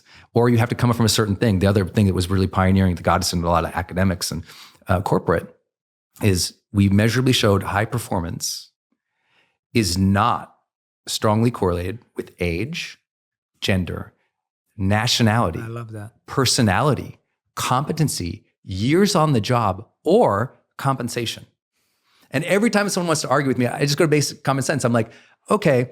They're like, well, of course, rich people or highly compensated people work harder. I'm like, oh no, have you ever worked for a lazy butt boss?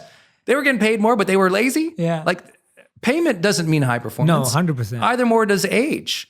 You know, we got old people outperforming young people and young people outperforming old people. Where you're from, there's high performers in every given culture. And it's not because their personality, because you have introverts and extroverts, people who are open, people who are neurotic, people who have no anxiety, people who have tons of anxiety. But it's the habits that they are following that we wrote about in high performance habits. That's what it was. Because we measured 100 different performance variables. And it came down to these 6 high performance habits. And I loved it too, because I was wrong. Yeah.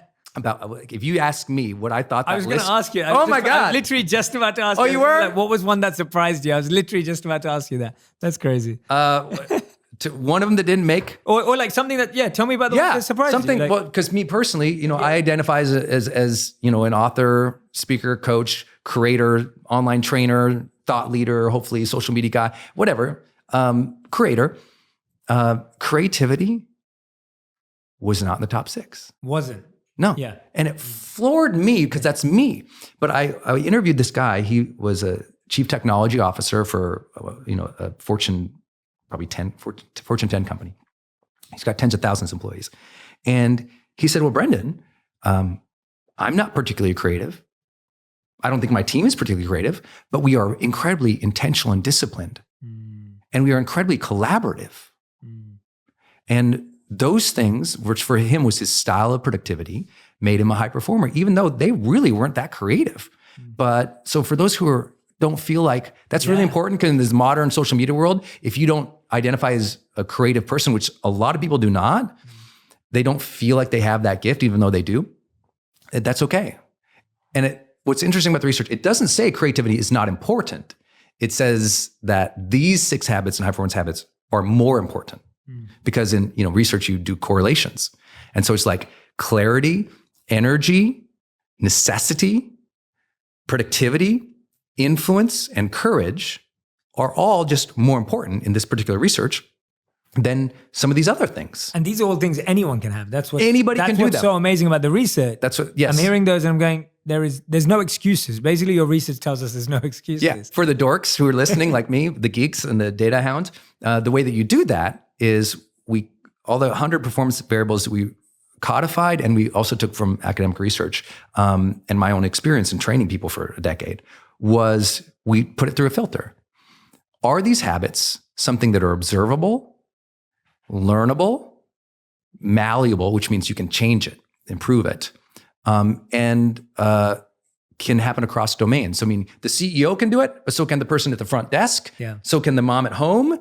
So can the student. So can the athlete. Meaning that's how we had identified them. Otherwise, what they were that person's personality, or it was, that person had a natural strength or skill there. But also for those who are interesting and you're so worried about your strengths, because a lot of people listening, like me maybe, when the whole strengths movement started, I was like, I'm screwed. I ain't got none. The good news is high performers don't report working on their strengths any more than underperformers or anybody else. Because high performers less often ask, what am I good at? what are my unique strengths? Then they tend to ask, what is needed here? And how can I be of service? So for example, if I had said, is my strength video? I would have never done video. Mm-hmm. Instead, I said, how do I be of service to more people? I'm gonna have to reach more people. I have to use video. Same. Yeah. Right? So people don't get trapped in thinking if you don't have a strength right now, that A, you can't develop it, and B, that's necessary. We need less people kind of gazing at their navels and being like, what am I like? And I love the self-awareness and the deep introspection, but we also need people who just show up and provide service, even if they're not comfortable with that, even if they're not good at that. Like most of the things that we do, we weren't good at, but we said, oh, that would help me be of more service. Let me do it. Let me figure it out. Yeah, there's a difference between inexperience and weakness. Like, Yeah. there's a difference, right? Like Totally. you've just not Yeah. really, That's so good. you've not really explored something. It's just inexperience, That's right. right? If you never started a podcast, like I didn't know how to interview before I did my first ever podcast. Like you Yeah. just don't know, right? You don't practice interviews at home, or your parents never interviewed you, and you do your first interview and you're like, oh, okay, I like that. I learned that. I got that wrong. We maybe should have put the mic closer to him, and maybe the camera was in the wrong angle, and then you change it, right? And I think you're spot on that. Do not accept inexperience for weakness. Do not just sit there and go, I don't have that as a natural gift. Yes. And this is one of the reasons why I'm going into a soccer analogy here. Sorry, but it was why I admire so many a player named Cristiano Ronaldo, a great soccer player, incredible. because he's worked on things. And often people say to him, oh, it's not God-given for him, or it's not a gift he was given.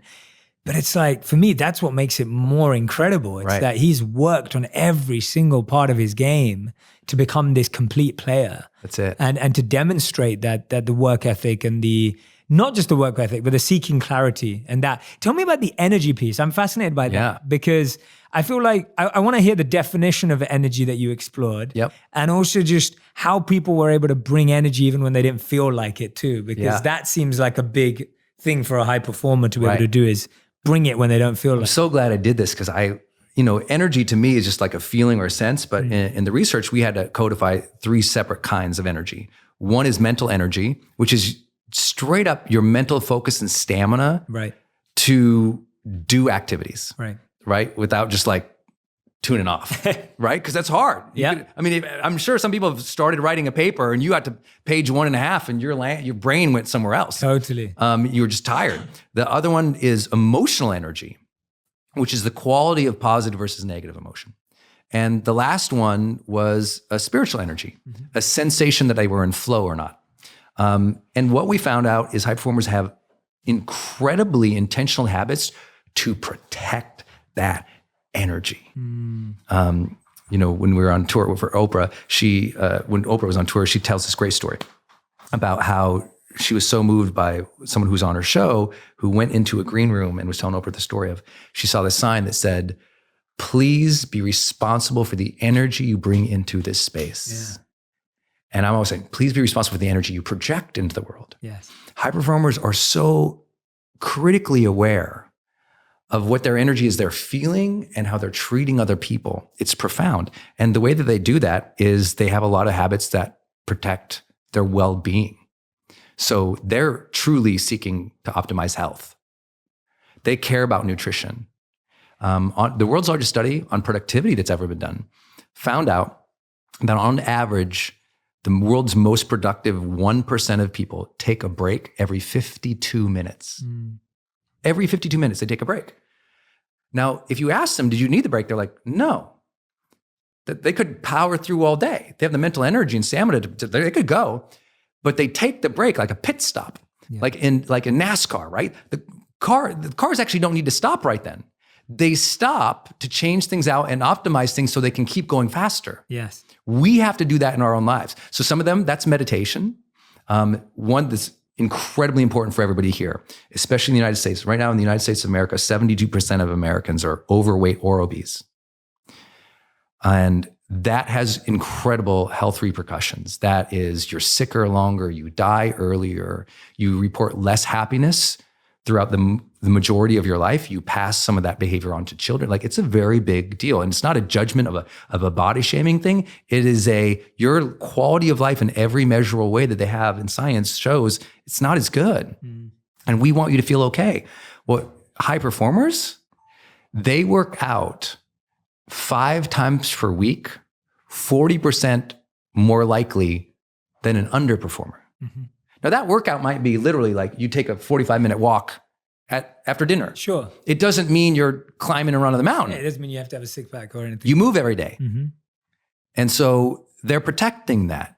You know, I think that's what's really important. They have active lifestyles, not because it's easy, because they know the alternative of burnout and fatigue will hurt their performance. Yes. Exactly. Every new NBA guy I've ever worked with, they want to party. They want to rip it up. They just got that check. They're a superstar now. They're on the phone with me, Brendan, and I'm like, don't. you got a game in 3 days, dude. Yeah. This is an easy thing. If you care about how you show up in 3 days, and that's what I always tell people, how you feel right now is going to ripple into 3 days. Yeah. Like, we know that from research. Like, your nutrition today actually affects 3 days of behavior. That's profound. We don't get that. No. And then when you measure it out over longevity studies, no, it affects your whole lifespan. So it's wildly important. And the most research, and you're even more familiar than that research than I am, is the absolute importance of having a mental game in which you meditate, pray, nap, or just close your eyes for a few minutes every day to recenter a little bit. A lot of fatigue and headaches are actually visual.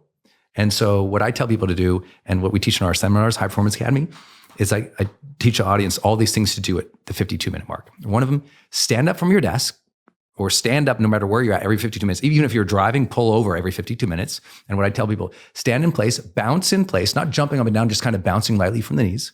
Close your eyes, because visual fatigue is a real thing. They've shown visual fatigue also hurts creativity.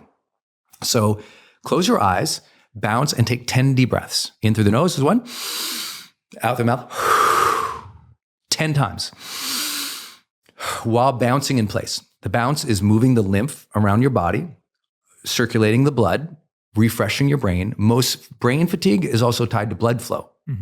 So we just got to move, 100%. Dancing in place. Breath is tied to all chi, all energy, all life force. Closing the eyes lets the brain literally reset. It's profound. That's why meditators don't do it with their eyes open. Like it's like there's a whole other level that happens. And I mean, you're way more familiar with the research. No, it's beautiful. It is. What I'm telling people is it is necessary. Yes. If meditation is your thing, pray. Pray ain't your thing. Close your eyes. Close your eyes ain't thing. Jump up and take down. the afternoon nap. Yeah. Because why in the blue zones, they tend to take a nap after lunch. They live longer. That is a reset. Tension in my mind, release the tension in my body. And then when I sit back down, I go, what's my intention? And what is the absolute best use of my time by the end of the day? Reset, go back to work. I do that every hour. It's why I'm so annoyingly productive. It's like, I love that. We should do it right now. you want to do it? Yeah, let's do it. You need some water? So first, we just start with a reset, this is what I mean by bouncing. Yeah. We're just going to do this. We're going to sway our arms forward and back, close our eyes, 10 deep breaths. Go.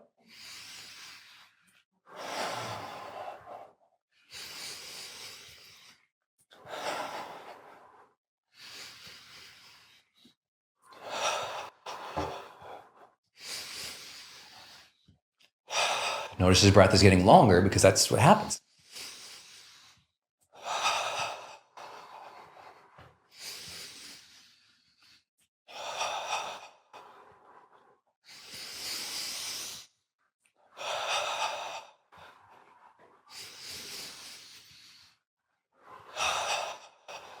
One more.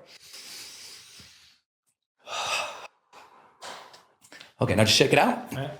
That's just the breathing. I love it. Already you're coming That's back. great. Yeah, right? I love it. Now we're going to do Qigong, Okay. which is a cupping activity. They call it cupping for casual. And all we're going to do is we're going to activate the meridians of our body. For those who don't believe in meridians of your body, all science shows that there's nerve endings on your skin. right? So if you don't believe in, oh, this is chi, then you believe in nerves. And we're just going to open up our body. It's like, if you tap your arm, you feel that energy. 100%. Right? And we're going to do that to our whole body. Amazing. Okay, so Qigong. Yeah. So we're going to start with our fingertips. So cupping means you take positive intent and energy. A lot of the masters will teach, like, put a color, like blue or green or a vibrant color for you here. And we're going to cup. What it means is we're going to lightly tap, and we're going to go from here all the way up. Okay. And then what we're going to do it here, and we're going to do here. We'll do here. We'll do here. And then we're just going to do one right here, which is a huge meridian in the back, right here. Everyone's got lower back pain. Yep. So we're just going to start here, like this. And the intention is take a nice deep breath in, nice deep breath out. This is where everyone outside your studio is going, what are they doing? Like, what? Richard shows up. Like, what is happening? So we do this. I do this every 50 minutes in a plane. I love it. You release your shoulder, release all the tension in your shoulder, and really strong. Okay. Now from your waist, we're going to move up. You're just moving up 1 inch at a time. Take a nice deep breath in, right when you get below your armpit.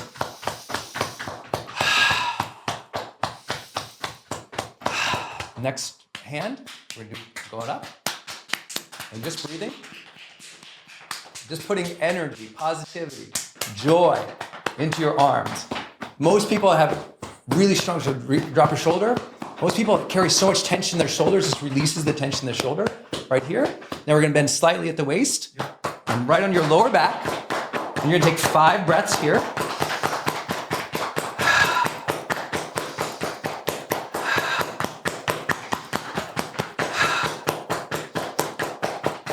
Stand, close your eyes, bounce, 5 more breaths. Sway your arms.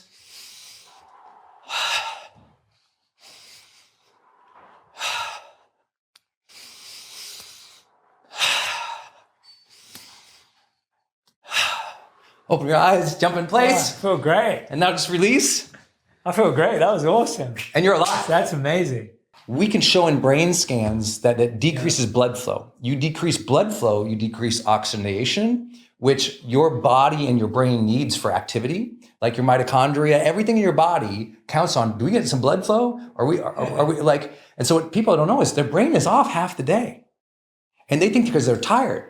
And breath is the way back in. Yeah. This activation, which people are like, think is so weird. It's like, oh no, just like, if you're like, if you're watching this and you didn't try it or you're listening, like literally just tap your forearm 5 times and you're like, and then notice the energy. You're like, absolutely. Oh, the energy just changed right there. Yeah. Like it really changed. Well, when you do that, your whole body. Qigong actually goes ankle up, ankle around here, and the whole body. And then they'll also often put tapping in. Yes.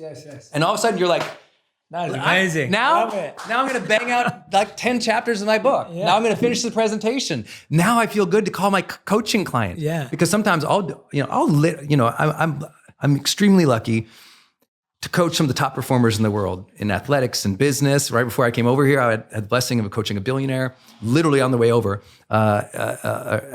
this meeting this morning. And what I have found is if you want to be a high performer, you got to learn to turn yourself on. Right? Don't take that weird, but no. You have to. How do you turn your brain on? How do you turn your spirit on? How do you turn your heart on? Like you've had that too, where you all of a sudden you got to sit down. You had a long day. We both had long days before we did this. If you can't turn your heart, your mind, your spirit, your body on, there is no chance for you to sustain long-term performance. 100%. I love that. That was amazing. Is that cool? I love that. That was awesome. No, the reason why I love it so much is because what you just said about turning yourself on, so it's like when you're living so for me, it was when I spent my time as a monk, I focused so much on the mind and we really pushed our bodies to extreme lengths. And then when I came back and I was having to live in this body, I was like, I want to serve, and that's why I want to take care of my body and mind. Yes. Right? Like that became the intention. I was like, I'm going to have incredible habits for what I eat and how much I work out and what I do with my body because I want to serve for the rest of my life. There it is. I don't want to die early because I was neglectful. I don't want to die early because I was neglectful and not caring and complacent because I felt I was still 22 when you still feel all of this you can naturally. have the pizza and the beer. And and so the soul is motivated by service. Like the soul gets energy from service, but the body needs activity like this, movement to feel energized, right? Every measurable outcome in your life improves with more quality of exercise. Yeah. And I always tell people, even at a spiritual level, I ask people, would you go to the house next door and spray paint it and break all the windows and throw a bunch of garbage in it? And yet, you're so willing to vandalize the temple that God has given to house your soul. Yeah. That's your house. So if you wouldn't go vandalize your neighbor's house, why are you vandalizing your house? Yeah. Your gift. It's very important, garbage in, garbage out. Pay attention. And I'm not here to say everyone has to, eat perfectly and work out 1,000,000%. I'm here to share the research that is unequivocal. Yeah. Mental health and exercise and protecting both of those. Diet, nutrition, meditation, all of these things, sleep, all of these impact how good of a job you do tomorrow, how long you live, how good you feel. And I'm like, everyone wants to be happy. So that's what I was happy about. I was so happy that made it into the research that generate energy. Yeah. That's the chapter, generating energy. How do high performers generate energy and sustain it? And all these things we talk about in our industry, it came up in the research. And I was like, yes, I'm so happy about that. Yeah. It's amazing. I love it. And again, it's accessible to anyone. Yeah. We didn't pay for gym membership just now. Right. We didn't have to have fancy clothes on for the gym membership. I feel great. I'm ready for round 2 podcast. Literally. I'm fired up. I feel like I'm not saying this just for the cameras. Like, I mean this. I actually feel how I felt when we first started. Yeah, right. It's got that, it's great. And so it 100% works. I love recharge. Yeah, 100%. Every 50 minutes. And Trav's been backstage with me for 10 years, or he's been setting up video in the other room and he hears that. I always do it. And it's like, because when you watch the volume of online video I've done, whether it's YouTube or our online courses where most of my video is, it's like literally, I don't even know how many hundreds of hours are there. And he's never seen me in the middle of a video because of these practices. Yeah. It wasn't natural to me because Netflix and chill, let's go, brother. I can chill like the best of them. I got no problem. But I want to make an impact. Yeah, I want to help people. You know what the worst thing is when you're trying to help someone and your mind is kind of blinking out? Yeah. Because you didn't take care of yourself. You didn't eat good. Yeah. You didn't care about your sleep. I work with athletes, high performers, business people who they regret those moments and those days where they allowed themselves to burn out or they didn't care for themselves because it shows up on the scoreboard. It shows up in your bank account, but mostly it shows up in how you treat people. I always tell people, if you won't take care of yourself for yourself, take care of yourself so you're less rude to other people. Yeah. Because guess what? When you're tired, science shows you're more irritable. You're more short and you're faster to conflict. Tolerance is low. Right? 100%. And so it's like, if you won't take care of yourself for yourself, do it for the poor people around you who probably get some of that irritability.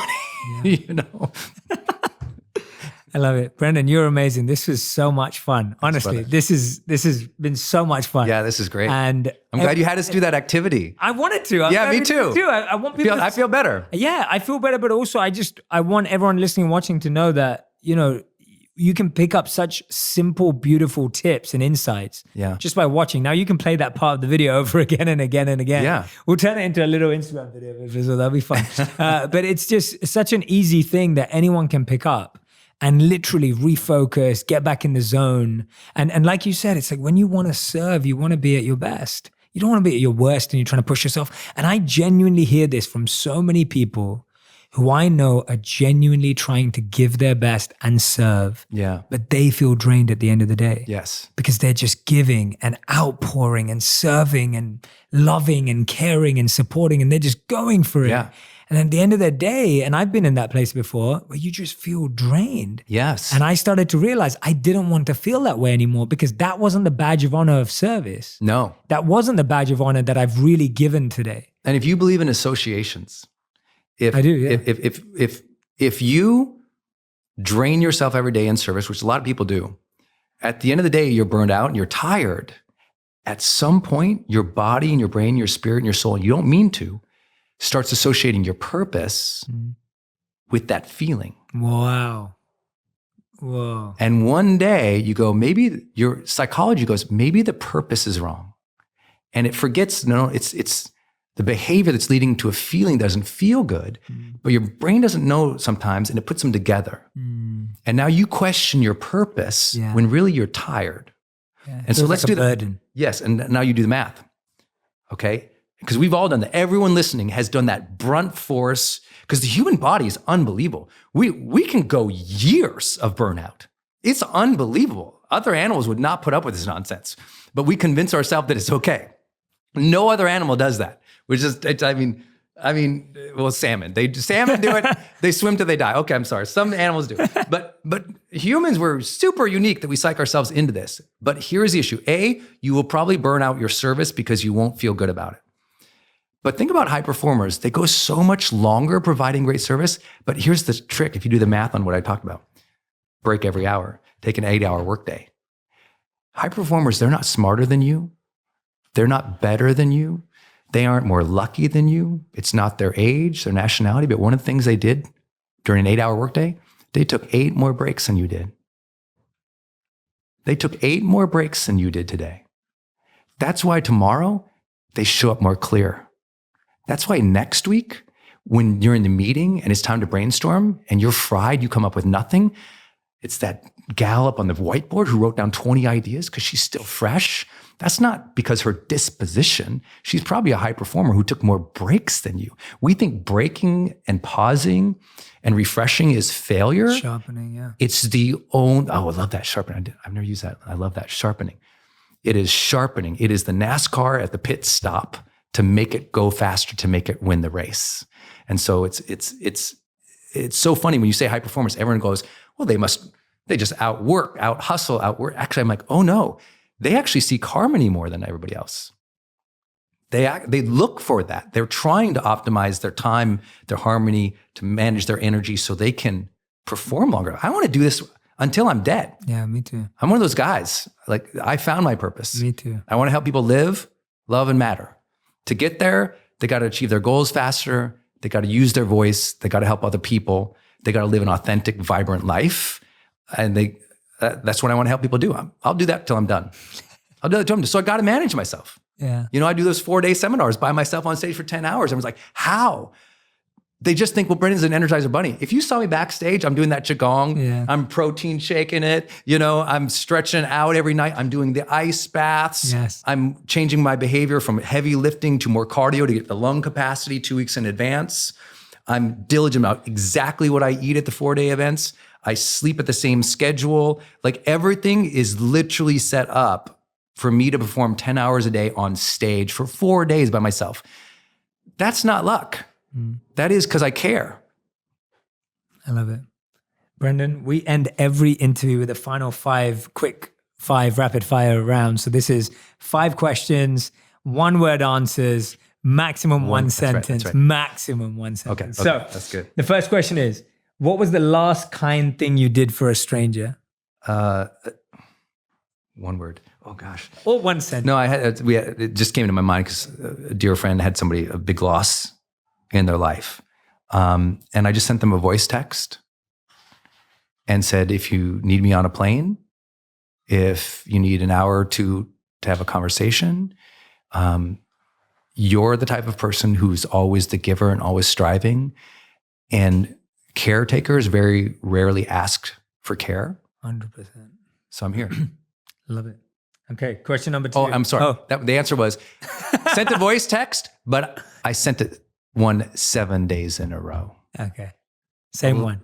Different one. New voice text for 7 days in a row. A lot of people say, I'm here for you. I was like, I hound them. Yeah. I love that. Okay, question number 2. What's a lesson you find hard to teach others? Patience. Nice. Okay, question number 3. What's the one question you ask yourself the most? You've told us a bit about this. But outside of did I live, did I love, did I matter? I ask, what level of presence and energy am I holding and creating right now? We call it line trigger. Yeah. In high performance, like anytime I wait in line, like Starbucks or I'm waiting in line, I always, what level of presence and energy am I right now? It makes me cue in. I love that. Okay, question number 4. The one belief that took you the longest to really put into practice. The one belief that took you the longest to put into practice. Trust in others. Wow. Powerful. We'll have to unpack that next time. Yeah.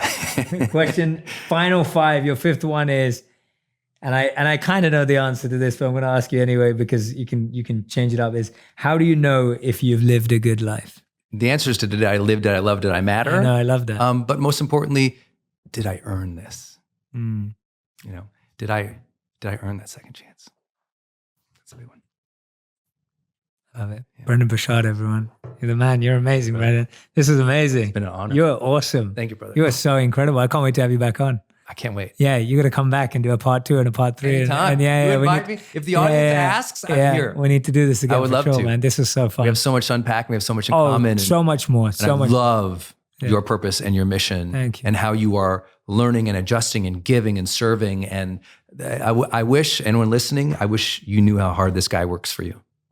Thank you, man. It's just the beginning. It's, that's how I feel every day. It's just the beginning. Like start from scratch again. I still feel the same every single day. Look, we're just getting warmed up. Yeah, absolutely, man. Because her disposition, she's probably a high performer who took more breaks than you. We think breaking and pausing and refreshing is failure. Sharpening, yeah. It's the own, I love that sharpening. I've never used that. I love that sharpening. It is sharpening. It is the NASCAR at the pit stop to make it go faster, to make it win the race. And so it's so funny when you say high performance, everyone goes, well, they just out hustle. Actually, I'm like, oh no, they actually seek harmony more than everybody else. They look for that. They're trying to optimize their time, their harmony, to manage their energy so they can perform longer. I want to do this until I'm dead. Yeah, me too. I'm one of those guys. Like I found my purpose. Me too. I want to help people live, love, and matter. To get there, they got to achieve their goals faster. They got to use their voice. They got to help other people. They got to live an authentic, vibrant life. And that's what I want to help people do. I'll do that till I'm done. I'll do that till I'm done. So I got to manage myself. Yeah. I do those 4-day seminars by myself on stage for 10 hours. I was like, how? They just think, well, Brendan's an Energizer Bunny. If you saw me backstage, I'm doing that Qigong. Yeah. I'm protein shaking it. I'm stretching out every night. I'm doing the ice baths. Yes. I'm changing my behavior from heavy lifting to more cardio to get the lung capacity 2 weeks in advance. I'm diligent about exactly what I eat at the 4-day events.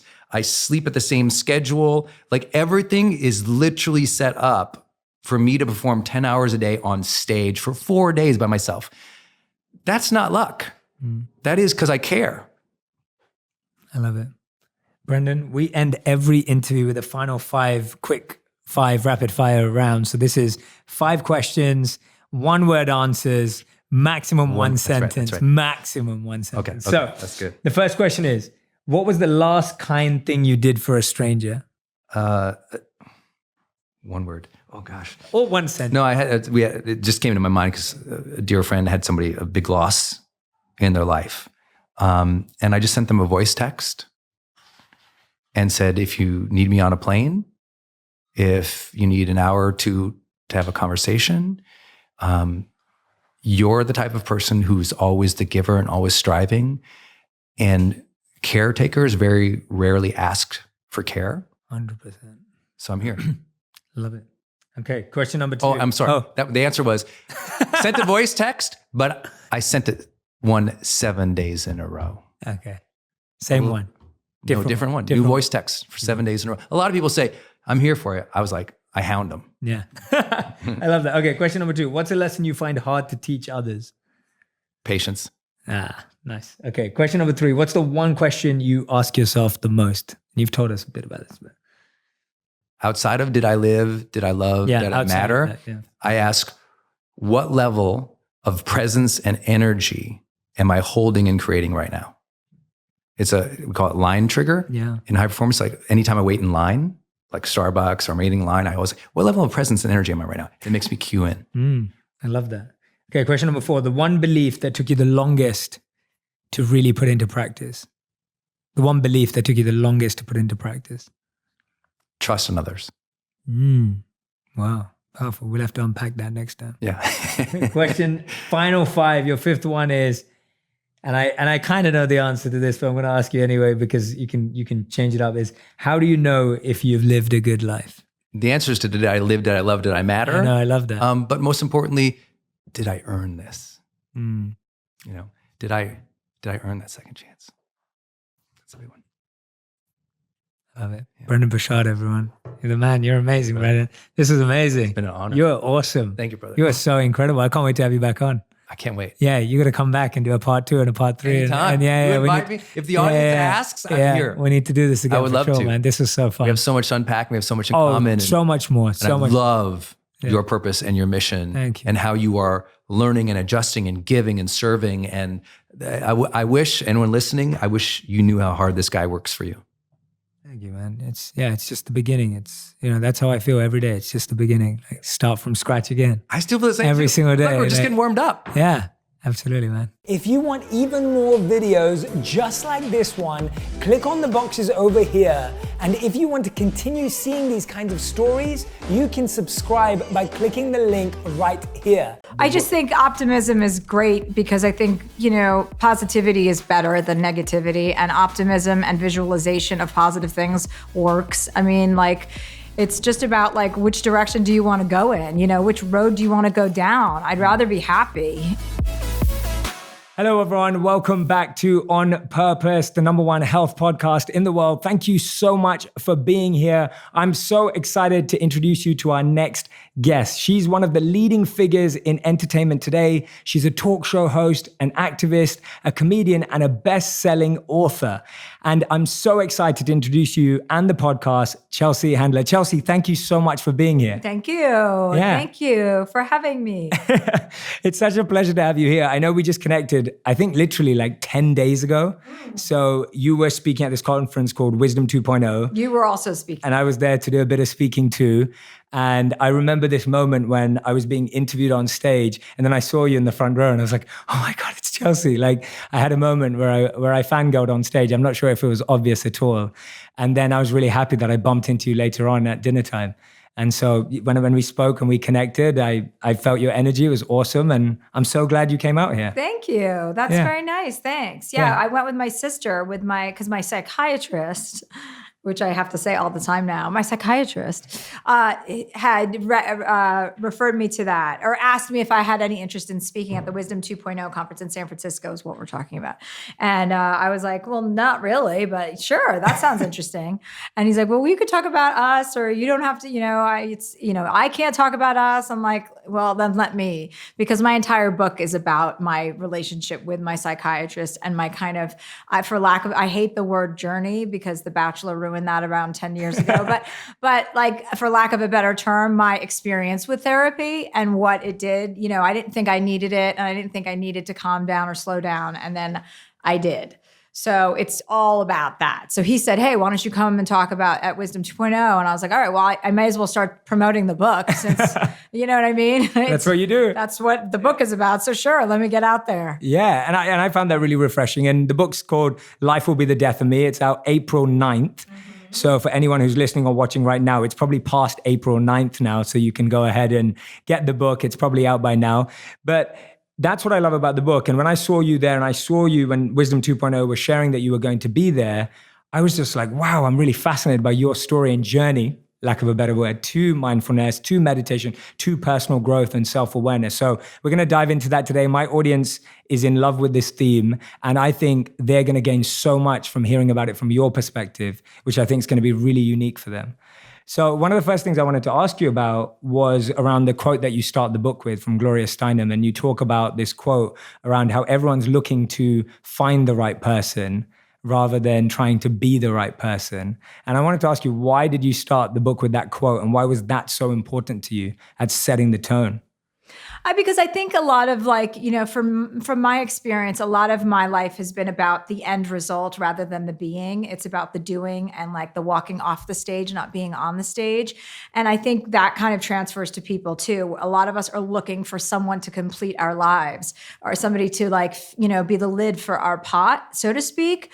So for that theme is very important to me because I'm always been very fiercely independent, almost to the point where it's no, when I'm going to reject everyone, so nobody gets to reject me, and that, so I have that kind of opposite, I can do everything, I can handle this, I don't need help from anyone. So I relate to that theme because it's the opposite of what I feel.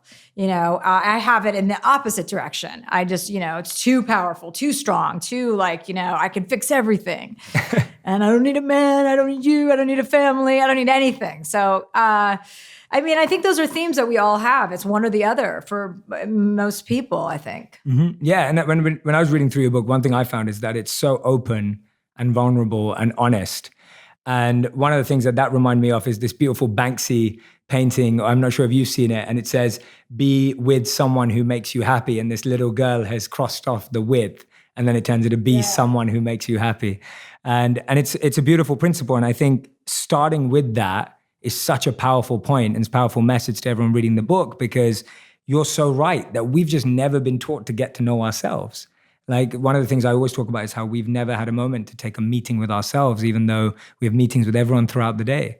Yeah, I think that's important. I think, you can lose the plot a little bit. We're always into doing and what we're achieving instead of figuring out what kind of person we're behaving like while we're on that road, or to actually take the time and look outside your lane and look at other people's experiences and how they're unlike your own. Like not many of us have the luxury to even do that. People are just trying to scrape by and so if I have the luxury to do it, I better do it. I better do that work. If I can afford to go see a psychiatrist for a year, then I'm going to be a better human being at the end of it, which is what I kept telling myself, even though it was painful. And, I didn't want to talk about all these things that I didn't think had a real impact on my life. I thought it was the past and I'm strong and I'm successful. So it doesn't matter. It doesn't, if I'm in pain from a 9-year-old injury of my brother dying, if I'm in pain from, my father's reaction to my brother dying, all of these things that build up and you kind of have like, I know I've had the veneer, like it doesn't matter. I'm cool with it.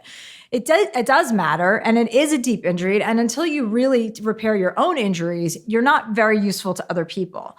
So if you want to have a meaningful existence or life, and I want to do things that are impactful and make change, then I need to get real about it, And so I had to get real with myself, which I thought I'd been being real forever. And then I was like, ugh, gross. I have to unpeel this. Like it's such a cliche also. Like me, turning at 40 and going my midlife crisis and all of this kind of identity, kind of discovery, what my identity is and my identity crisis. So it's all like blah, blah, blah, blah, blah. But I figure, you know what? I've made a career out of oversharing. This is something worthwhile because not everybody can afford it. So we all are recovering from some injury we had, as a child. But there's a part of me that's very cynical and that's very much a realist. So I have a hard time with a lot of this LA mumbo jumbo, and spirituality can stink of mumbo jumbo a lot of the time. So, that's why I had a hard time with therapy, because I thought it represented that. Like, navel gazing. After I have a show and books about me, I'm going to go talk about myself for 2 hours. Like, what kind of loser am I? So that's, it was all about ego. Like, I can't, it's too much. You know what I mean? I'm a narcissist. Yeah. And we all have different excuses. Like you're sharing some of the ones you have.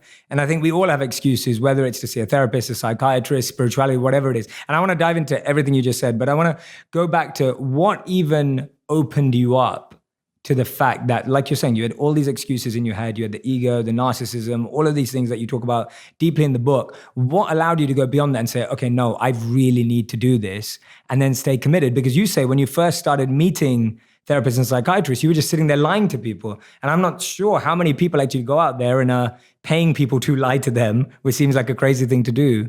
But how did you get beyond that last one and then find someone that you could? Well, I interviewed him on my Netflix show, my last show on Netflix. I interviewed him about adolescent brain development. And he was very smart and literal, and he spoke in ways that I could talk about the brain in a non-emotional way. So I took that as my invitation to kind of discuss the brain with him.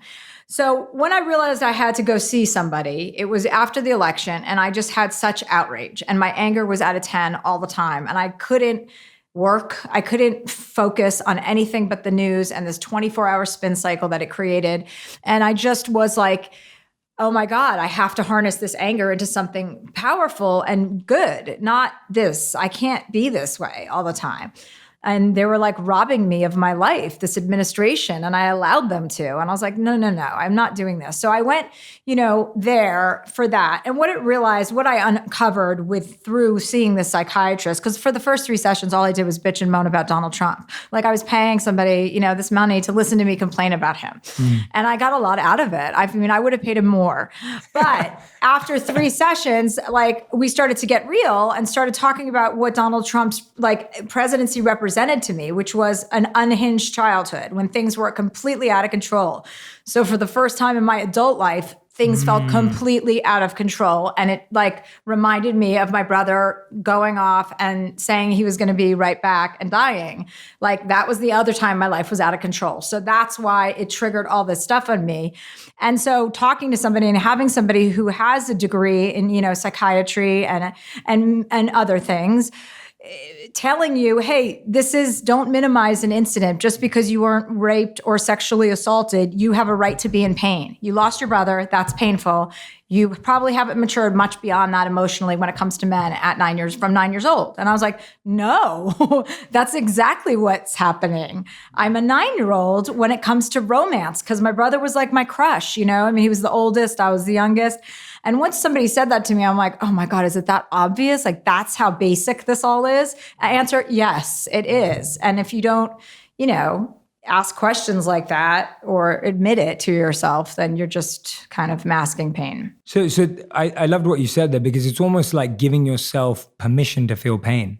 Mm-hmm. Like a lot of us are masking ourselves from it, or we're like, oh, that didn't matter. Like, and for you, it was losing your brother, which you talk a lot about how it actually defined you and your family for a period of time before you went through this process where you were able to actually say, I'm not going to let that define me. And right. I mean, I think that I was being defined by loss. I was being defined by, as a 9-year-old, I didn't have the ability to understand that my brother didn't have a choice. He didn't go kill himself. Or to me, it felt like he left our family to go live with another family because he found somebody he liked better, with a cooler little sister or whatever. I was, I didn't understand that it was an accident. So I was mad at him, and I continued to be mad at people, for any sort of vibe like that, which is, what leads to not ever trusting men or being in a relationship, and why I feel so strongly about providing for myself so that I don't have to rely on another person. How did you start revisiting these moments in a constructive way? When I hear you speak, it's like you're able to find the patterns, you're seeing the parallels. Obviously, thanks to your psychiatrist, you're able to see that this event could have sparked this. How does someone re-look at their life constructively as opposed to destructively? Because it could feel like I think the reason why we shun away from these things is because we're scared of diving back into a past experience and having to make sense of it. Yeah, if it's really painful, you obviously need a professional, because a lot of people aren't willing to, or capable, I think, or have the vocabulary to access your pain. You know what I mean? At 9, something happened to you that was traumatic when you were a child. You don't have the vocabulary to articulate that pain. So that carries with you to adulthood. And as an adult, you still don't have the vocabulary, 100%. Even though you do.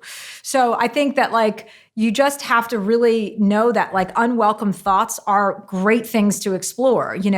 Everyone talks about that with meditation, to don't try and shut up a negative thought or a doubtful thought, but actually welcome it and consider it and go, oh, okay, this is here. Give it the airtime it needs so that maybe when it leaves, it's gone for longer, rather than trying to tamp something away.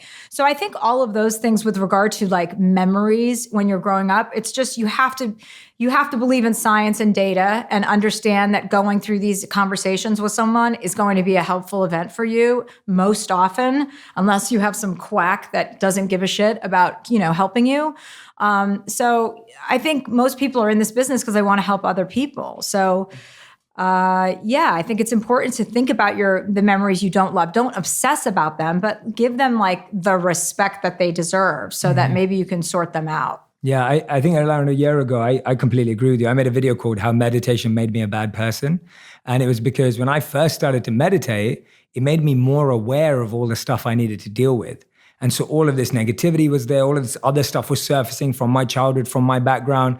And so the video was all around that principle around like, it's not like you meditate and you feel great straight away. No, I totally can relate to what you're saying because like I said this to my doctor. I said, hey, listen, now that I'm meditating like 15 minutes a day, I mean, and this is hard for me. Like I'm not into meditation the way I want to be. I want to get it because I know it's right and it's going to help. And I've already seen small signs of it helping with my patients and, setting an intention for the day and, yada, yada, yada. But I think like when you do, I think sometimes when you're addressing the very issues you have, the opposite side of those things becomes louder than normal because you're now more aware of your behavior. So that din gets a little bit louder and you're like, wait, I'm doing all the right things. Why am I having doubtful thoughts? Why am I having negative thoughts? And you're like, because you're more aware and those pass too. Yeah. So absolutely. I can relate to that. Oh, good. I'm glad. Yeah. I thought it was just me, but it was that, the tradition that I studied as a monk in would describe it as when you try and clean a room, a dusty room, the first thing that happens is the dust comes up in your face. And if it was clouding, it doesn't feel comfortable. It's uncomfortable because you're trying to clean a place that hasn't been cleaned for a long time. Right. Or hasn't even been seen for a long time. Yeah. But I love what you talk about in the book. You talk about us building bubbles. And I like the way you describe that because I do think, and you've mentioned the LA bubble a bit already, but it's like we live inside a bubble. And then we all think we don't, but everyone has their own bubble. And then we're living inside multiple bubbles. Mm-hmm. Tell me about your experience when you started to recognize, you're like, oh, wow, I'm in a bubble. And then how do I break this bubble? I think, again, with the election, it was like when all of this, like this racist stuff was like coming to a head, for me, I really thought like that we had gotten somewhere. Like I was naive. And it was, that just was another example of the bubble I live in, is that I couldn't believe it. And meanwhile, Black people are like, it happens all the time. Like, why are you guys surprised now? Like, why are white people not better allies and advocates to people of color? And that's what I spent my time doing last year, reading books, like James Baldwin and Ta-Nehisi Coates or however you say his name, I always screw it up. But, like really just thinking outside of my own experience, because clearly I'm part of some fucking lucky club because I don't have to, worry about what I'm going to do next. Even though I do, I can pretty much do whatever I want. And you have to realize that's a rarefied experience to have. And I just thought I deserved it for a really long time until I really started to be like, okay, scared about what was happening in the world and looking around. And I'm embarrassed that it took that long. I have so much respect and admiration for you for having to do that at that stage, like right now in your life, because I think it's wonderful that when I hear you speak, it's like I recognize the judgment you have on yourself and just like, I know how much you want to change. And at the same time, I'm just like, Chelsea, no, thank you. Like, thank you for doing this. Because I think that what it's showing is that it's never too late or too early. It's never like, oh, you're too far gone or you're not. It's not this process of like, oh, I wish I learned this when I was a kid. It's like, no, I'm going to take responsibility now and I'm going to change it now. Mm-hmm. And I think that's so refreshing. I think it's going to help so many people. Thank you. So from my side, I'm genuinely just excited to see your journey be a catalyst for so many people to just push out of their own complacency, me included, and all of us to look beyond that. Well, that would be great. I mean, can you imagine? I start a movement. I think you can. I believe Embracing your grief. I believe. Is that what we're going to call it? I don't know. Can we come up with a shorter title? Catchier one, Embracing maybe? Your grief. It doesn't sound like an upper. No. So I'll think of something else. We need some good marketing title. I mean it. Like I'm not just saying it. Like when I see you talk about this story, when I see you share this message, I get so excited and activated. Oh, because there's so many people watching you, they admire you for so many different talents that you have. And then when you say actually all of this, like this is giving its meaning, right? Like this is now giving it meaning. I suppose so. Yeah. It's hard, like to think of yourself in that way. So, you just but I'm doing it for you. Yeah, thank you. Great. I'm glad you did. Thank you. Yeah. Mm-hmm. And you talk about this book, Man's Search for Meaning, which I had on my bookshelf, so I picked it up for this session. But you talk about this book changing your life. How did you even come across it, and how did it impact you? I read a lot of really hard books when I was in my 20s because I skipped college, so I was overcompensating in a major way because my family is, they all did go to college. So I didn't want to be like the one that didn't go and not have my wits about me. So I read a ton. And that was just one of the books. I mean, that's a book that so many people have read and people quote from all the time. But it really it was an aha moment reading that line out of a book, which is something my dad told me to do at a very young age. Like take one line out of every book, even if you don't like it. And that that you take with you in life, that you think about, you know what I mean, and contemplate. And, you know, when I was a kid, I was like, oh, please just shut up. Like I would just make up lines, you know, out of Anna Karenina. I'm like, here, this line right here. But that book was the first book that I saw the line. And it was, you know, stop asking what life expects out of you and start asking, stop asking what you expect out of life and start asking what life expects out of you. Something along those lines. Yes, that's it, yeah. And I was like, wait, what? I was like, wait, what's life expecting from me? It's like you grow up and you think you want and you're greedy and you want this and you want success and you want money and you want happiness and all of whatever you want. And I never thought, what is life expecting from me? I'm just like, they're lucky to have me, was my attitude. I'm a blessing to the world. Right. Yeah. And then No, I love that. And that is a beautiful piece of advice from your father. Like I think everyone who's listening or watching the podcast right now, make sure you do that, because I think so often we feel like, oh, I have to finish a book to understand it. And, you know, we place so much emphasis, like what you said at the beginning of the show, beginning of the episode, you were talking about, it's always about results. And we're always like, oh, how many books have you read? Or how did you get to the end of that book? And actually, you could just take one line out of every book and it could be transformative. The one book that I've never finished was Salman Rushdie, Midnight's Children, because I didn't understand where the hell the man was or the boat, or I didn't know what continent we were on. I was reading that and I'm like, I can't finish. And I had such like OCD about finishing books as a child growing up that I always did finish. It was the first book I did not finish, was Salman Rushdie. I was like, I don't know what this is about and I cannot finish it. I mean, Kierkegaard was easier to get through. Oh, wow. Yeah. Yeah. No, and I've had plenty of books that I've never read back to front, but I found so much value in. Like, it's not about that. And I think it's about taking, like, I always think now, oh, if something's in front of me, like an article or somebody forwarded me something, like there's something in there for me. So just read it or watch the video for as long as you can and try and just grab something from it, you know? Yeah,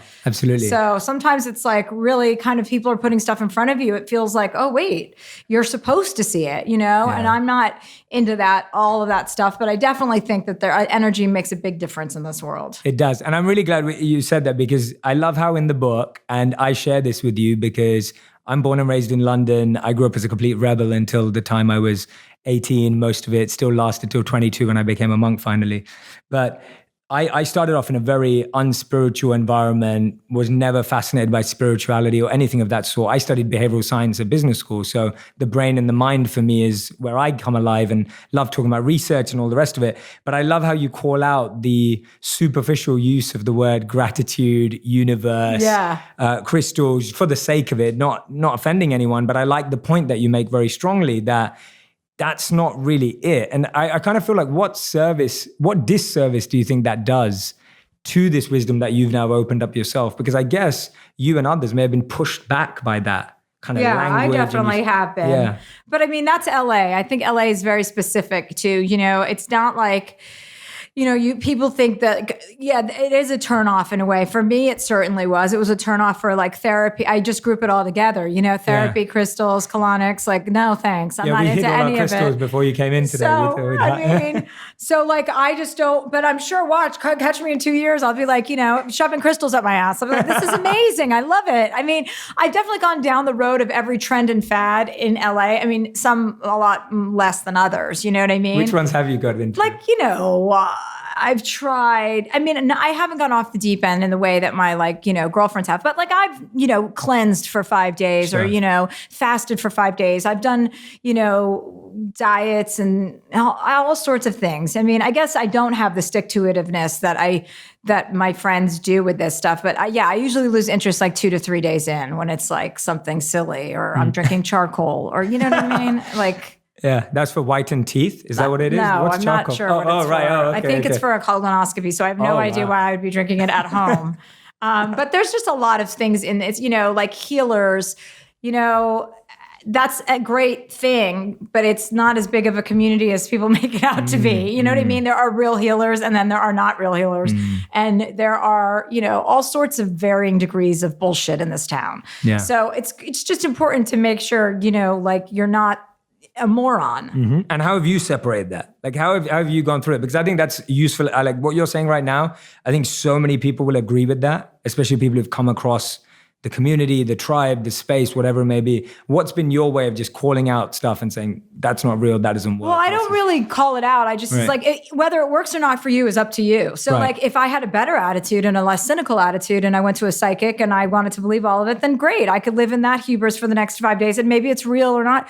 But like, I don't want to do that anymore. Like, that's not a good use of my time. I don't think that I need, you know what I mean? Like, there are things that I find interesting. I don't call it out. I don't want to put people down for what they believe in. I mean, unless they're, ridiculous friends and I could just say it to them, which usually I try to do, but I try to do less of now. But I think that you just say, no, you're not into it. You know what I mean? Like my friend just opened a Korean spa and was like, you got to come. And I go, buddy, I'm just not into getting my face and my body scrubbed by a bunch of women. Like, it's not my thing. I like massages, open up as a massage spa and I'll come. Like, you just kind of say no and it's not personal. It's just my preference. Yeah. Now I'm really happy you came on this podcast. Because you could have just been like to me, no, I'm not coming on podcasts. Yeah, I could have. I don't like spiritual podcasts. Yeah, right. Right. But here I am. But here you are. So I feel better than your friend with the Korean spa. Tell me about you alluded to it then. What are some of the things that have changed habits-wise, lifestyle-wise? You just said there, I try and do it less. Like being less reactive. My thing is I was always telling everybody the truth ad nauseum, like whether they wanted it or not. It didn't have to be like solicited. And I just was like this loudmouth. And finally I was just like, fuck, who do I think I am? Like, cool it. Why am I inserting myself and having like these strong opinions based on very little knowledge, And so I think after a while, and plus I just got burned out, with everything and working so hard and so fast without taking a look around and missing kind of those integral moments that you want to remember and have valuable time with. So the things, I'm rambling. No. To answer your question, the things that have changed, well, I meditate now. My doctor said commit to 3 months. And so I've done it. And I'm like now into it. Like I do it every day. 15 minutes a day. Yeah, 15 minutes a day, which is big for me. It's amazing. I am less reactive. I don't say what's off the top of my, I don't. How have you stopped that one? Because that sounds hard. It's so much cooler to just sit back and not say anything when somebody, you don't have to like correct people or tell them what's right. It doesn't matter. Like, just chill out. I mean, I take a lot of cannabis also, just so you know, like this is part of my program because it cut my drinking in half mostly. And then I realized like the great benefits of that. So then I got all passionate about that and how it makes you more present and more mellow. And like for me, especially, it's a great ameliorant.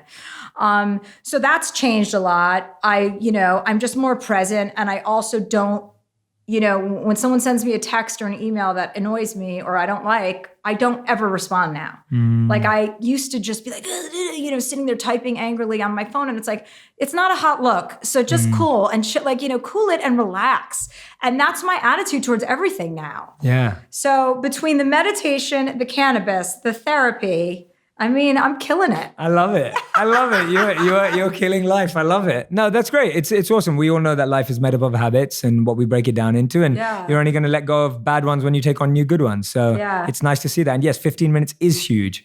And it's also, it's great to recognize when you feel like, if I feel like I'm losing my patience, I know myself now. And I'm like, okay, either remove yourself from the situation or get your shit together. Yeah. Like you're not going to snap at a person. You're not doing any of that, Yeah. So that's good. It makes you feel like an adult more, which is a feeling I've never had in my life. I love that. Yeah, no, I completely agree with you. And we still all have our moments where we do snap or we don't react the way we want to, etc. But it's a marathon, right? Or you leave your therapist and get down and, to the parking lot and get into an argument with the guy who's parking your car. Yeah. I mean, that's happened to me where I've been like, you are such a fucking asshole. Meanwhile, 2 seconds ago, I'm like, meditating with my psychiatrist. And he's watching from the window and shaking his head. Yeah, but I said that. I remember telling him, I go, oh my God, you should have seen me. I go, I left there and just got in a fight with this guy in the parking lot. And he's like, well, at least at least you're identifying it now. He goes, 2 years ago, you would have done that without thinking twice about it. Like, next time, don't do it. Yeah, we undervalue just identifying. Right? We undervalue that. So. We undervalue that because we want to skip from doing something bad to never doing it again. Yeah. And the point in the middle is identification and recognition and acknowledgement of a mistake we're making. Yeah. And that's like such an important step. Yeah, I agree with that for sure. I think identification, awareness, and modification is an acronym that my guy Dan taught me, which is, identifying the issue is half the battle. And then, you're aware of it and then just modify it. Just don't react. Don't do the thing that you do every single time. Do something different. And then before you know it, that's your habit. Yeah. And that's rehabituating yourself to like all the positive things. For sure. Yeah. Identification, modification. No, come on, keep up. No. Identification, awareness. I am. Okay. Modification. Oh, I am. Yeah. I like You're that. Not ready yet. I'm not ready. I'm not ready. Oh no. This is good. Look, you're sounding like a psychiatrist now, but you just told me you're not ready. That just crushed my self-esteem. What a pivot for my career. I know. Now I'll be giving grief counseling therapy sessions with absolutely no degree. But on TV. Mm-hmm, right. But on TV to reach more people. Exactly. It may work. It may not work. A televangelist. I love it. And with this book, I mean, writing it must not have been easy, I feel. It wasn't hard. It was, I welcome that kind of like, I like a challenge. You like challenging yourself, right? But yeah, I was definitely in a lot of different parts of the world, crying in airports or on planes, writing it. And even rereading it, it still is like hard. Even when I did the audio recording, it was hard. And so I'm doing this tour and I'm going around the country to different cities. And I'm doing, instead of doing stand-up, I'm having a different celebrity in each part of the country interview me. Somebody who's like Sean Hayes is doing Chicago, Natasha Lyonne is doing New York City, and so on and so forth. So yeah, and if you come to that, you get a book also. Oh, nice. So I it's love that. livenation.com. You can buy tickets for that. It starts April 11th in Boston. Oh, I love that. That sounds fun. How many cities are you doing? 20. Oh, wow. Yeah. Okay, brilliant. That's going to be a lot of fun. So yeah, wherever you are in the US, you can head over. Are you doing anything in UK as well? No, not the UK. Okay, not the UK. Sorry, not yet. guys. You not have to yet. wait. You're not ready. No, You're not ready. Everyone in London, England, you're not ready. Yeah, that would be a real wake-up call in London. I know. People Can you like, imagine that? Therapy? You think you're cynical. The cynicism in England is huge. Yeah. Like, having grown up in London my whole life, like the amount of cynicism around self-growth, personal development is huge. Like one of the things that I found refreshing when I moved to New York 2.5 years ago now, and then when I moved to LA, was so many people would say, "Oh, I was just with my therapist the other day." I've never heard that in my life living in England. Like, that's a big cultural difference. Yeah, for sure. Just in terms I have of a British friend who lives here, and she's like, "Oh my God," she's like, "Oh, everybody's all therapied out here." Yeah. Yeah. Meanwhile, cut to, she'll be in therapy, and within she's not yet? inside of 2 weeks. She's not yet. Oh no, she is. Oh, she is. Okay, she is. Yeah, it seems to be positive, and it's about finding that right person. That's how I've always felt about it. That it's finding that right person, and then it's just waiting, I guess, till you feel you can be honest with someone. Yeah. Right, until you keep lying. Yeah. But okay, so one of the things I want to talk to you about that you bring up a lot in the book is this feeling of what empathy really is, and how so often we think we're showing ourselves crying for other people or feeling for other people, but really we're just doing it so that we can be seen that way. Well, right? Some people, no. Yeah. I mean, No. I don't speak for everybody, but of for course. me, Yeah. I was sympathetic, but I lacked empathy. Like Right. Explain the difference for us. Sympathy is like if you see somebody, a homeless person who needs money, you give it to them. But empathy is actually thinking about what it is like to be a homeless person asking for money, like putting yourself in that person's shoes. So I'm great at showing up in a crisis and being like, a fixer and doing all of that stuff. But I was never really considering what that person was going through. I want to do the Band-Aid and fix them up and patch them up. And I want everything to be back to normal because I, know how to fix a bad situation because of my brother dying. So that led to me to kind of never think of empathy. Like I had to ask what the distinction was as well. And so it's eye-opening. And once you identify again that you don't have something or that's not your muscle that you've been using and you look out for it, then you're already in, you know what I mean? You're already so much better off. You just have somebody tell you. I was so excited when he told me like these things that I was missing. I'm like, okay, great. Where do I get it? Like, do I buy it or like what, or do I, build it? And so that is great. What's great, the powerful, the power of the human mind and how you can create stuff that you have a deficit in, so to speak. Yeah, I love how the book oscillates between playful and profound. And I was wondering how the comedian in you has transformed through this journey.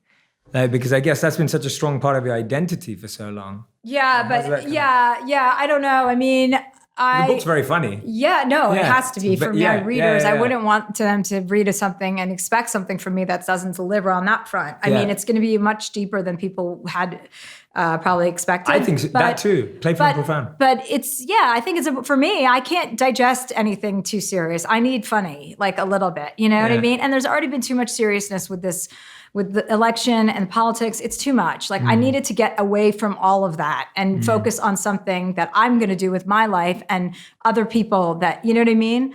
Like I want to really do something and make a difference in a way. So it's about that. And yeah, it is a challenge that we fill our lives speaking about, thinking about, and gossiping or talking about something that we don't like. It is funny how that just evolves so quickly. We like the negative. Yeah, we just find that every one of our conversations, every one of our meetings ends up being about what we don't like. And hence we're not building or putting energy into anything practical. Like you're saying, you needed to get away from it. I mean, that's one of the things. So a lot of people say to me, like with the videos I make online, like, why do you think that's working or whatever in the last couple of years that I started making content?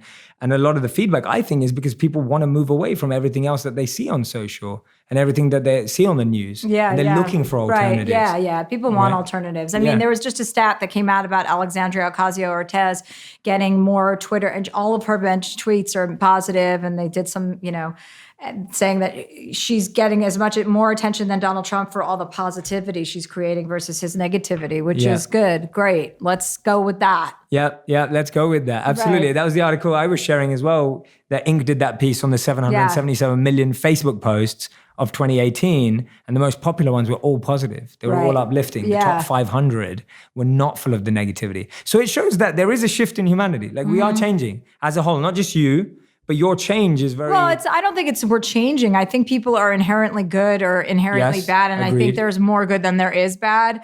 I mean, I'd like to think that. But I also think that it's just more exposed now because we have the capacity to make these videos that you make, so well. Like people they can spread the love and share the love, and they can spread the hate, and they can share that too. So it's just a matter of which one has more people. So let's get everybody on the right side of things. Let's shift. So this book's going to do it. No, We're going to make more videos. Yeah, this should change everything. This should change everything. This book is going to define, But it is hopeful. It is hopeful. Like I don't know how you see it now. Like having gone through the process, where are you at with how things are now, and how's your viewpoint changed? Well, I think things are moving in the with regard to the state of politics. I just think optimism is great because I think, positivity is better than negativity, and optimism and visualization of positive things works. I mean, it's just about which direction do you want to go in? Which road do you want to go down? I'd rather be happy, than pissed. Yeah, absolutely. Yeah, I think for me, it's that feeling of being activated and energized to be a part of that change, to try and push forward, do something different, which I see, and I know we were joking 2 seconds ago about this book changing the world, but it's still someone like yourself taking a stance to say, I'm choosing this side. I'm going this way. And I think that's important. I think the more people that choose to do that with their platforms and everything will help people move that way. Because it's you verbalizing your choice to everyone, which you could have just made to yourself. What made you want to do it for everyone else? What made you want to articulate this to other people? I think my just experience with my therapist, I thought, I was taking time, the year off, and all I was doing was campaigning for people or throwing fundraisers at my house to try and, flip the house in 2018. So during that time, I was like, all right, I'll go to therapy while I'm doing it. And then after a couple of months, I started writing stuff down. I'm like, wait a second, this could help people that can't afford to do this. This could help people who have that childhood pain that they can't unlock and they don't know why they're failing at things in their life as a result of it, or how it's in fact, impeding themselves, their growth. So then I started writing it, and I was like, oh, this is really personal. No one's going to want to read this. It's too personal. It's it's a bummer. It's there's a lot of death in the book. And then my editor just kept pushing me. She's like, I think you need to just write what's happening with you right now. Write it all. I don't care if I'm like, this is going to be a death book. No one wants this. And she just kind of pushed me to do it. And then through it, I was like, this is exactly what I should be writing about. Oh my God. And then I was like, oh wow, this is going to be something people can look to who don't, who have the same feelings. Since I wrote it and since I recorded the audiobook, I've heard 2 other people just in passing, people I didn't know, with the same identical stories as me. So I can't even imagine how many people are out there. 100%. And I think that's so true that when we put out a story, it attracts that community together who have that same story and experience, which we think often that we're the only one who are having that experience, but it is shared. It is a shared experience. Yeah, it's shared. And that's where the strength comes in. You know what I mean? That's such an energy attraction because people are so into, commiserating with other people and finding out that they're not alone. Like no one is alone. What you've experienced, someone else has experienced. Such a powerful point. Yeah, so true. Never feel alone. Yeah, there are so many people going through the same thing. And I mean, the book does focus on, have a lot of death in it, but also you dedicate 2 chapters to your dogs. Oh, yeah. And I thought that 3. I have 3 dog chapters. 3 dog chapters. Yes. Okay, 3 chapters. 2, the brother and sister only deserve 1 chapter plus their assholes, so they don't get their own chapters. But the other 2, yes, God rest their souls.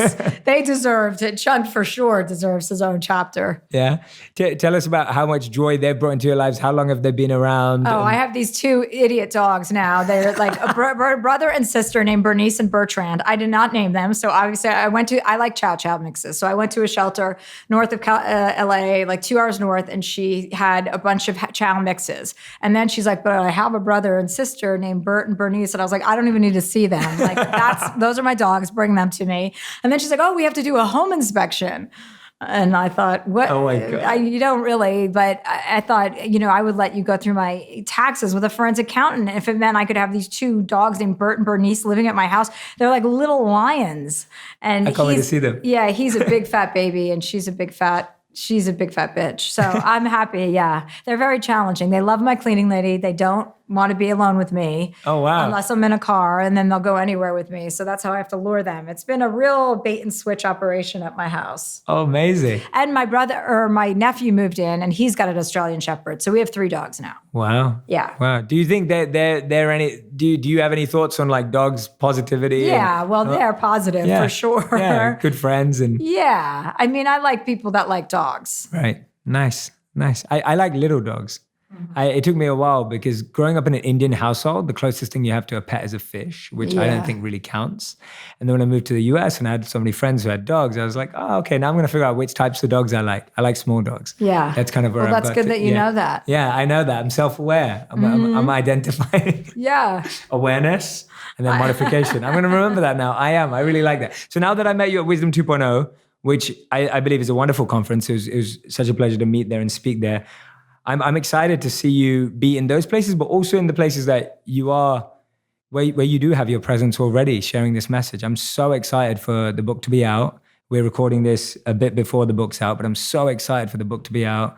I'm so excited to see how it helps and affects and supports so many people. And I'll be cheering on, meditating from the sidelines for its success. Oh, thank you. And for it to meet a lot of people. But is there anything, Chelsea, I always ask this, is there anything I haven't let you share or you feel like I missed or you're like, Jay, you didn't let me share this, I really need to say? No, I feel like I've shared. Okay. I feel like we're good, right? Amazing. Awesome. Yeah, no, so do I. I think you shared beautifully. Thank you so much for being open, vulnerable, and sharing so beautifully on the podcast. Thank you so much. Thank you. If you want even more videos just like this one, make sure you subscribe and click on the boxes over here. I'm also excited to let you know that you can now get my book, Think Like a Monk, from thinklikeamonkbook.com. Check below in the description to make sure you order today.